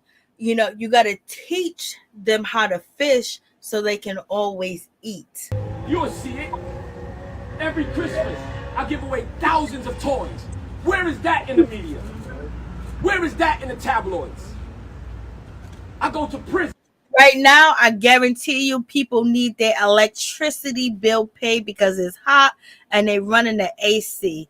The toys, they don't need. They'll find a way to get free toys somewhere at some community center. So his bragging is very minimal. I have gang walks. Gang members call me and ask me for advice. I bring. Okay, so now he just got robbed of his jewelry. He know the dudes who did it. And now he's saying gang members call him and ask him for advice. Why wasn't the gang members protecting you? Are you affiliated with gang members? Like, you're doing things to basically, have people judge you the way that you don't want to be judged. I mean, like, this is braggadocious. And who is this media? Gang members. This media out here, if you didn't hire them out of the yellow pages or for Instagram, they're going to do research and have all this together. Talk to captains and inspectors. I bridge the gap between the streets, the church, and politics. And why did you get robbed, sir, if you do that? Where is that in the media? Why do we always got to tear black men down? I don't see y'all. The church should have been off limits if you're gang affiliated. Talking about Joel Osteen and his jets and his houses. I don't see y'all talking about his tailored suits. But as soon as a black man has a tailored suit, he's a... Because he when you was on Instagram, arguing with Larry Reed, you had on a cap, a fitted, and you was talking reckless, and you was calling that woman fat. You was acting ungodly, but because when something like that happens to you, and if you're really of God, you're just blessed that you are here. You just blessed that everybody's safe. And you know what you do? You have a revival at your church. You call all the other churches and you just praise the Lord outside the building, inside the building, out all over the building. That's what somebody of God does when they are really protected and they're really blessed. Okay. But first of all, when you have God, it's very hard for them to come into your building, especially if you're a true believer, you know. Criminal. And y'all build a narrative. Oh, he was in prison and he must have knew something about a robbery. Are you kidding me? Let my church give us some sympathy. Empathize with us in this season. This only happened 5 days ago. We're mourning. We're hurting. If you're mourning and you're hurting, you're supposed to call on God and ask him for the answers. I know God is not telling you to jump on the Instagram and argue with bloggers. I know God is not telling you to have a press conference. God is telling you to tighten up your circle. God is telling you to praise me. Okay? So where's God? Okay. We had to get on the floor. So why y'all making the pastor get on the floor? Why y'all beating me up like this? Why are you doing what you're doing? So when we look at tabloids and you guys say, well, the reason why his church got robbed was because of his lifestyle and because of clothes he wears. Okay, now if I was wearing them type of clothes and I had on them type of jewelry, obviously some, as we know of today, how many smash and grabs have you seen all over United States and people robbing? We're in a recession. And so I'm wearing all that. You don't think somebody gonna take what I got? You don't think they're gonna try me?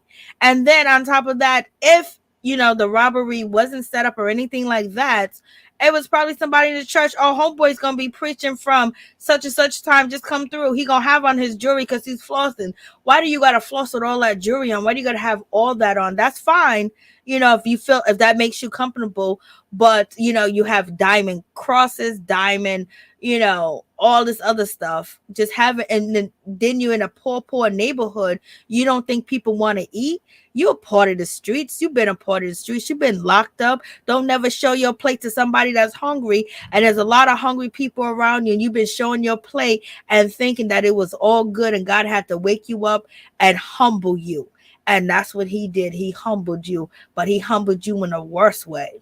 Because your wife and your daughter and innocent people was affected by what you do and what you show. So he humbled you, but you're still not humble. So there's more lessons that you have to learn through God. And you better hope the NYPD is not on that list to teach you a lesson. And the jury he had. Well, I want to take you back to June 17th in 2015. 9 people were killed during a worship service at Emmanuel African Methodist Church in South Carolina. That pastor didn't have chains. That pastor didn't have a nice car. But yet they prayed, P-R-E-Y-E-D. They are praying on our church. What about in 2017, another black church in Texas? 26 church members died and 20 wounded because they walked in our church and did what they wanted to do. This is the first time this ever happened in New York City. The first time ever. So therefore, if we don't protect our... This is the first time it ever happened in New York City. That means that this should have been a lesson to you. This means that you should have been fasting. You should not be doing a press conference. You should be fasting and trying to get answers from God of why this happened. And before you care about what anybody say about you, that should have been the first thing that happened. And, you know, a lot of people take a lot of things out of the church because of Monte. and you got a lot of crazy people out here in these streets. That's why your church got to be blessed each and every day. Like, you got to come there and bless that church that will keep the evil out. But at the same time, you need to be able to fight evil when evil comes through. And for you to just display so much arrogance and so much wealth, which is really not wealth, because it's like, you know, what they saying about you is just like, you know, robbing Peter to pay Paul. Houses of worship, they're going to be copycat crimes, just like this. And I want to call on the governor, I want to call on the mayor, I want to call on the Congress, the council, and the assembly. They need to pass a law expeditiously that pastors of houses of worship and anyone under the ecclesiastical staff need to be able to have permits for firearms. If the teachers can have it, we should be able to have it. No matter if we have a record, it should be exempt, because we've changed our life. And you say, well, why do you have to carry pistols? And why can't you have security? Well, some churches are too small to afford armed security. So we should be able to bear arms like the Constitution said. The armed security is the gang members that you say that ask you for advice. The armed security is the people that you train and they go to classes and you pay for. When the people really believe, they will give. You know what I mean? At one point, you know, they will give, because we've been given to the building fund for 2 decades now, and the church still look the same. So, okay, let me move. The first person to ever be robbed in history in New York City, so I'm waiting for the governor to reach out to me. But at the same time, him doing it, his actions may also involve other churches being robbed, because the way that he's handling it, the clout that the robbers are getting from this as well, and everything that's going on with it. He's not leading by example, and he should be fasting. He should be, you know, he should be fasting with God in a place where no one can bother him. That's where he should be at, not here. Not God didn't tell him to get on this microphone. God didn't tell him to bring these people out here. God didn't tell him that. God didn't tell him that this jury should make you feel good, or blase the third and blase, you know, basically saying why I can't do this and I can't do that. But you're in the area where people are starving, and you're coming through like food, you know. And then on top of that, then they know your works. Some of the people do, some of the people don't. So, you know, it could be in your church. Yeah, he gonna be here. He got that money. Okay, and the lady that's suing you for $90,000. Could somebody come to you saying you feeding on Christmas and Thanksgiving 2 times out of a year? People need to eat 365 days a year. I'm also just waiting for all elected officials that can pass laws to sit down with me, and I'm definitely going to address that. So, you know, before you helped turn the young man in after the shooting on the subway, you know, I remember when last year you ran, of course, for Brooklyn Borough President. And during that campaign, you accepted a loan, $150,000 from a woman down in Miami, Josette Bayoro. Just wondering how you know her and why you did not repay her. Back that loan. At this time, Bishop will no longer be answering any more questions. And that's another lady. $150,000. The other lady that was sick and she was on her deathbed and he prayed for her, it was $90,000. Now you got the reporter asking him about $150,000 that he hasn't repaid back. So now there's going to be all in types of investigations going on. And is that a pocketbook in his wife's hand, or is that a brush? I don't know. You said 2 questions a person. I didn't even get to finish the first one. Yeah. Or that's a fan. Yeah. You're trying to listen. that's more of a legal question, and what you just stated is inaccurate. I'm gonna leave it there. Why though? Is there? Yeah. All you have to do is send an email, and then we'll email you back. What email though? Press conference at lotim.org. lotim.org. All inquiries, all press releases will be sent out to the media with all information on Bishop Whitehead, and any questions that you may have can be filtered through. How do you restore the faith in the community? That's a good question. Yes. That's a good question. How do we restore the faith in the community? By coming together, right? By not separating. The Bible says a divided house can't stand, right? The Bible also says a double-minded man is unstable in. Yes, she helped him stop in that moment and basically not say anything to incriminate himself. Okay, so now you being robbed, you got all this jewelry, you're flashing, you're saying that gang members ask you, questions, and then you basically get on Facebook and say that you can identify all the people that robbed you. You've seen their faces. So how is your congregation ever going to be safe if these people are not locked up? Because you said that you know who they are. You've seen their faces. You can identify them. That puts another target on your back. You're saying too much and doing too much for someone that's been locked down for 5 years. What I represent for the community, I look like you, brother. I got the same Brooklyn hat. I wear it. Look on my page, right? Because I want to inspire you. I want you to be able to understand that the same God that loves me, he loves you. And I want us to all come together. That's how we restore the community, right? And we come together as one, right? Not hating one another, not separating from one another, right? And standing 10 toes down. The reason why they are able to attack me in the way they attack me is because we are a divided people. We are a divided house. And one thing I want to say about that, if they had cameras when my father was beat and strangled to death by 16 police officers, then we would have had a witness. But back in 1978, the black man and the black woman's testimony or witness statement didn't mean anything. And that's why all of them got off. My father's dead. I'm still here fighting for my life. Bishop, I'm sorry, but what would you say to people who wonder how a pastor has the kind of money it appears that you might have in his possession? What would you say to people What would I say? The Bible Yeah. says in the book of Genesis that there are 4 streams of the rivers. So I always teach my church, and I always teach people to have more than one stream of income. It's not about getting in my business. It's about having more streams of income. I'm not on a salary with my church.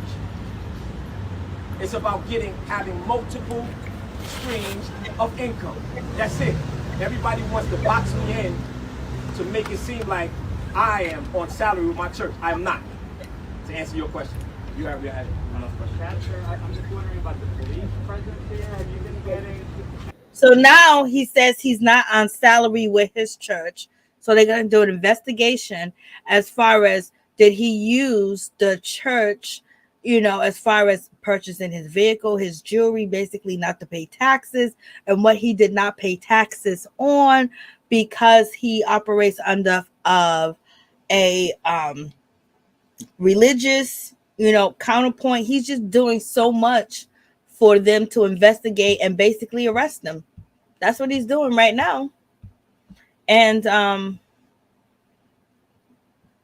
gotta show you if you're a fool. God will show you if you a fool and wake you up. Okay? Any police protection since the robbery? Yes. The NYPD is amazing. The 69th precinct, the captain calls me all the time. The chief of patrol, the commissioner of community affairs came here. The NYPD has been impeccable. I'm talking about they call me every single day to ask me am I okay. The chief of patrol, Chief Madry. Now he said twice that the NYPD killed his father, blah, blah, blah. He's here, he's standing. So he is smearing the NYPD's name at the same time, bigging them up. Come on. He's asking for all this trouble. And they gonna give money to whoever they gonna give money to. You know, they give, you know, I had a friend, I can't, let me see if I can find it. Famous white female pastor.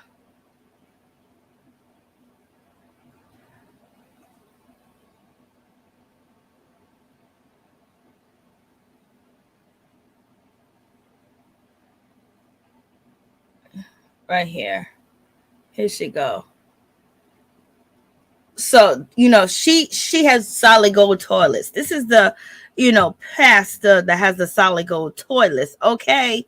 And I remember I had a friend that had 4 kids, you know, and very, very low on income. This was many years ago. She used to send her last money, the money that she needs to buy diapers, the money that she needed to buy milk, to this lady, and be out here begging, and be out here going to the food pantries and all this other stuff, and send her money to this lady.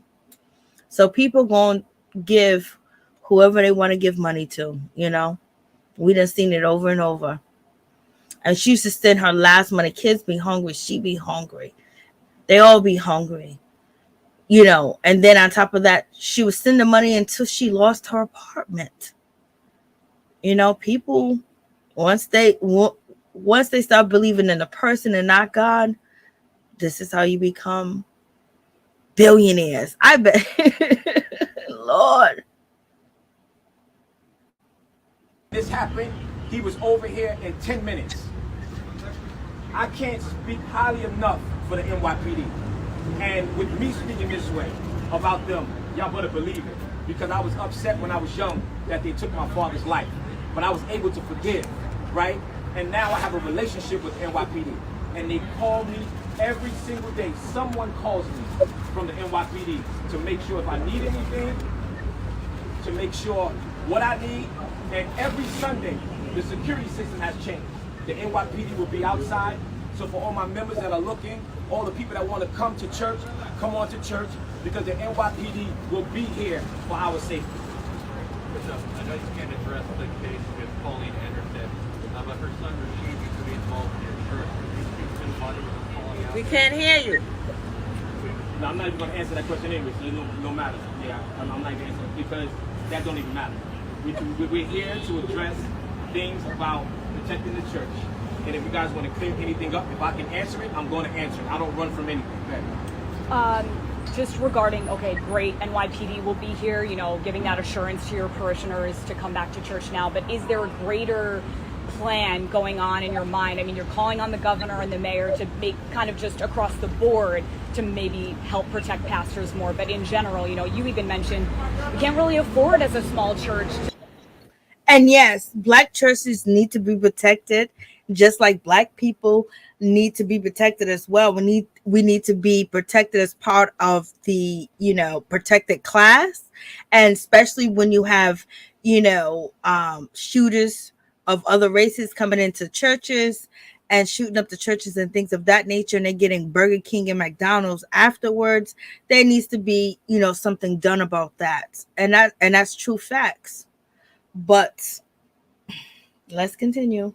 Hire our own security, you know, team. But are you thinking about that, kind of contrasting that with what people are accusing your lifestyle of being maybe lavish, you know? But are you thinking about maybe a plan of a different kind of security team and investing in that for future? Yes, we have a whole strategy. We have a whole strategy. We're putting together a whole strategy, a whole plan. And I'm not only calling on the governor, I'm calling on President Biden.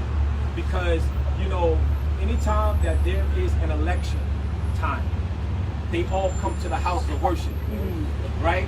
So they get our vote. Protect us. So why don't we do it this way? Protect the vote, right?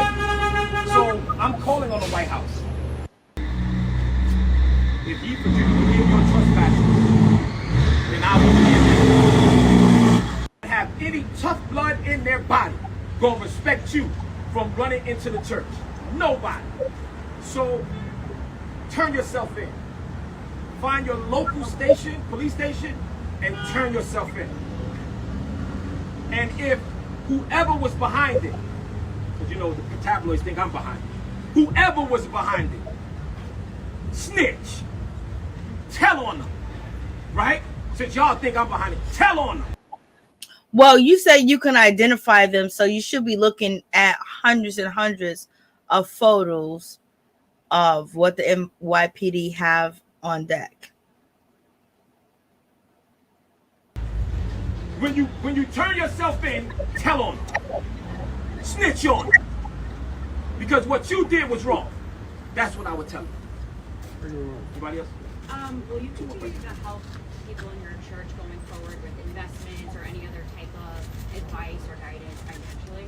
So I separate myself from my church, right? So it's not like I help my church do any investments, all right? I've never done that, okay? But what I do is I teach free classes. That's what I do. I teach free classes that will cost you $5,000. I teach free classes of real estate and how to invest and what to invest. So please don't be bamboozled.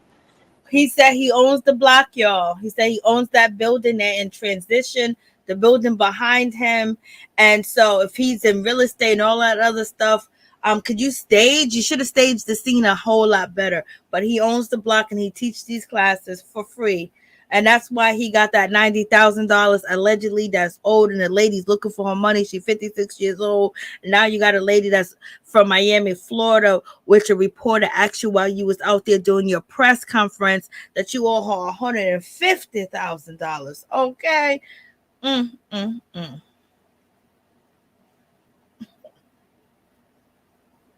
My church is separate. So basically he wants his church books different than the rest of the books. Baby, they gonna look through that of how people turn things around. But it's not something that I get into the pulpit and try to teach my church. This is a separate thing. I don't force my church into what they don't want to be in. I teach you the instrument. So I don't force my church to be what they don't want to be in. So he said he teach them. So are you charging them? Because how can you force somebody to go to something that is free that you're giving away to teach them how to do real estate? Please say amen. And the ways of whatever I know. And it's up to you to decide. So I'm going to take two more questions. And hey, what's up, Monique? How did you feel? What was going through your mind when you was on the ground and that gun was in your back? I want to know everything that was going through your mind. Well, what was going through my mind? I was helpless. Were you praying? What was going on?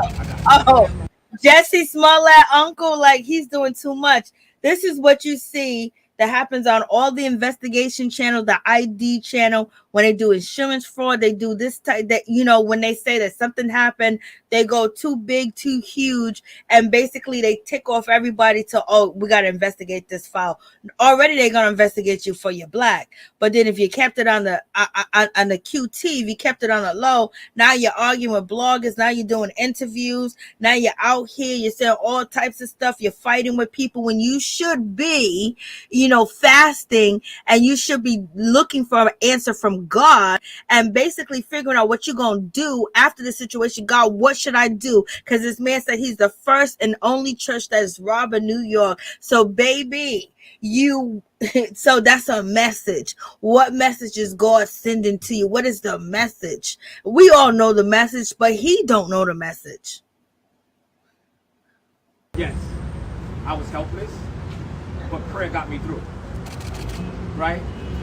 I was looking at my daughter with a gun. I don't know what type of gun, but it was black, in her face.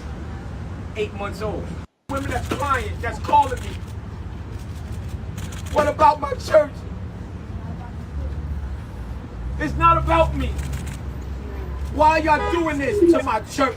Why are you doing this to every house of worship? You're supposed to say, God has me on a mission. God has me, and I'm going to handle the situation. He said, why? He's asking us why. Why y'all doing this to me? Why y'all doing this to my church. If you a man of God, God would have gave you the answer and told you what to do, baby. You would have heard it. He would have came in your dreams. He would have talked to you in a voice. God would have he would have steer you the right way to go. But you're asking questions to the public because you're confused and you lost because you don't have that connection to God, in my opinion. And that's why he's out here, because if you're truly of God, you don't need a question from me. You don't need to question me or anybody else. You don't need to have a press conference, because God is going to show you how to deal with it and show you how to deal with it. One of the first thing would be, if you can't hear his voice or you don't know his voice, what I want to answer from God. So you know what? I'm a fast. My church is going on a fast. We're going to have a revival and we're going to be out here dancing. We're going to bless this place. We're going to wash it down. We're going to say Jesus is here, and we just going to pray. And then the news reporters would have came out and seen that. That's what you do if you're really trying to seek an answer from God, or you really want understanding. And he doesn't have understanding because he's asking us for understanding. And he's mentioning the police. He's mentioning their relationship with him and all this other stuff. Like, he's a lost soul, in my opinion. Talk about and, who God is. Being sympathetic and empathetic to my church. No further questions. Thank you for coming out. Thank you for coming out. And y'all can send an email to press conference. Please. Hold on, let's go. Stay strong. Can't do nothing. Stay strong. I was looking at my daughter to pray with a forgiving heart. Okay. This was a whole mess. A whole mess.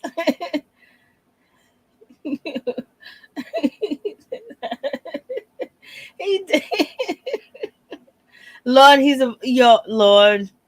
We seen all these cases. You watch American Greed, the ID channel, hard copy, all the investigation shows when they talk about fraud. He by textbook. If they had a specialist watching him, they would say that he's guilty. And then on top of that, if you are of God and you know God and you've been in situations like this before, God will give you the answer if you are there with God, and he wouldn't be doing his press conference because ain't nobody there. Ain't nobody there. He needs to go find God, then come back. That's what he needs to do. But people are going to study, pay their tithes. Pay their tithes on time. Lord. So in any event, the phone line is open. It's been open. You can see the number on the screen. We've been here for a long time. We talked about everything under the sun that we can possibly accomplish. And the rest of the stories is like whatever. God is not in any of this, girl.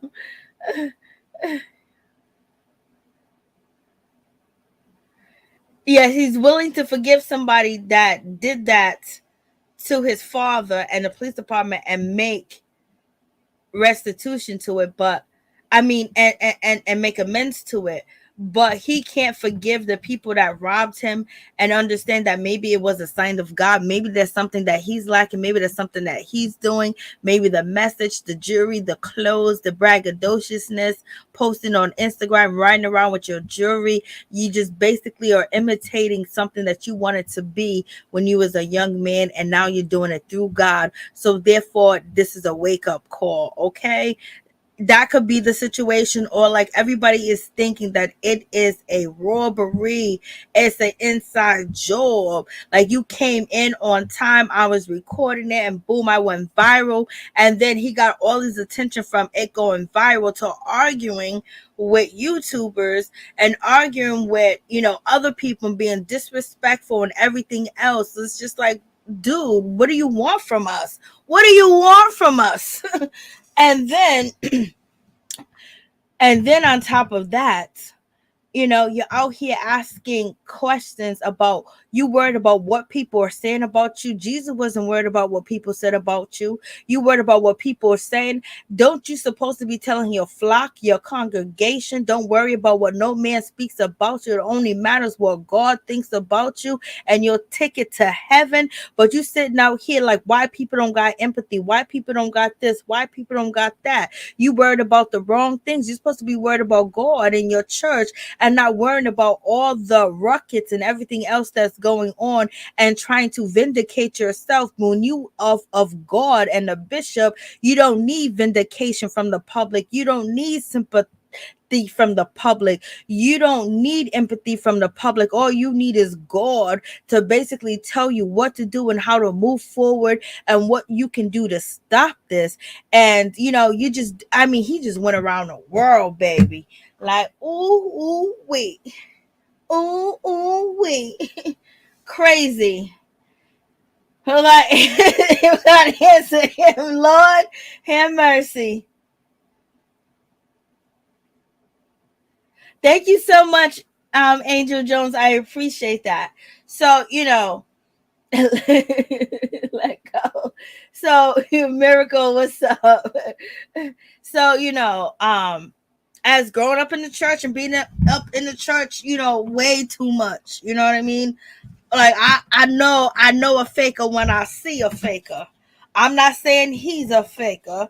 You know what I mean? But hey, I'm just saying I know when someone's truly touched, seen it, done it, witnessed it, been a part of it. And this is not how you move in God. One thing that never changes is God. He's always the same. The book hasn't changed. You ain't got no new verses. You got the New Testament, and that's it. He don't change with the times. And God ain't telling you to do no damn press conference. God ain't telling you to argue with YouTubers. God ain't telling you to try to battle what the public think about you. Because if Jesus worried about what people thought about him, he wouldn't have died on the cross for you, baby. And you wouldn't be getting your tax deductibles, and you wouldn't be able to live that flashy life. In the name of Jesus. Lord have mercy. I know. Hey, Lativia, what's going on? 11:11.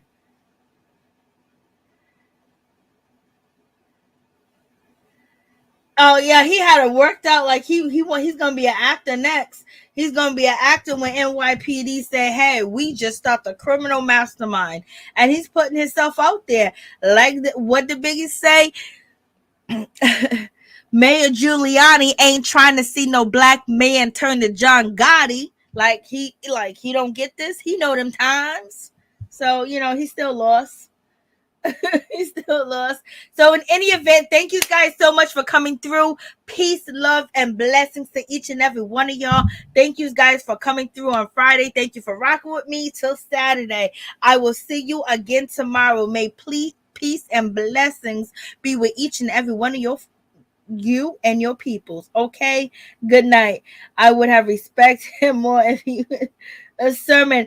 And then on top of that, I don't know if he has that ability, because the real old school pastor that's shucking and jiving out here in these streets, I'm using these old words, baby, would have been up there singing with music. They would have that and boom, boom, boom, and their voices and their soliloquy would go up and down, and they'll have a rhythm with it where people would just start raising their hands saying, "I'm touched by God," because they know how to do their thing. He's not even in touch with that side of God. When we be like, "You better give me this $100. God said this $100 is for glory."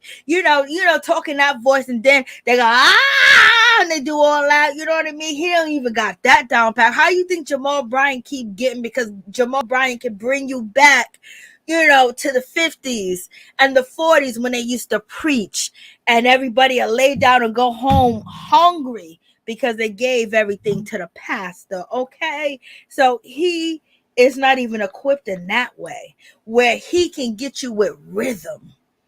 So you already know. He should have been displaying, his path, how he can preach and how God is with him, and he can put on a performance because he's performing now, but he's not performing as a pastor. He's performing as what people think that he is in these streets. And he's not performing as a pastor, because if he would have put them words together and he would have stumped his feet and all that other stuff, you already know he would have had the crowd, girl. He would have had the crowd. Hey, Smith. He certainly isn't. Lord, y'all are too funny. So good night. Much love to y'all. Please don't forget to like, comment, subscribe, share the video. And also, please don't forget to check the beginning of the video. The beginning of the video, you know, we talked about a lot of things. This video went on and on and on and on. But it's a blessing to be with y'all. Thank you.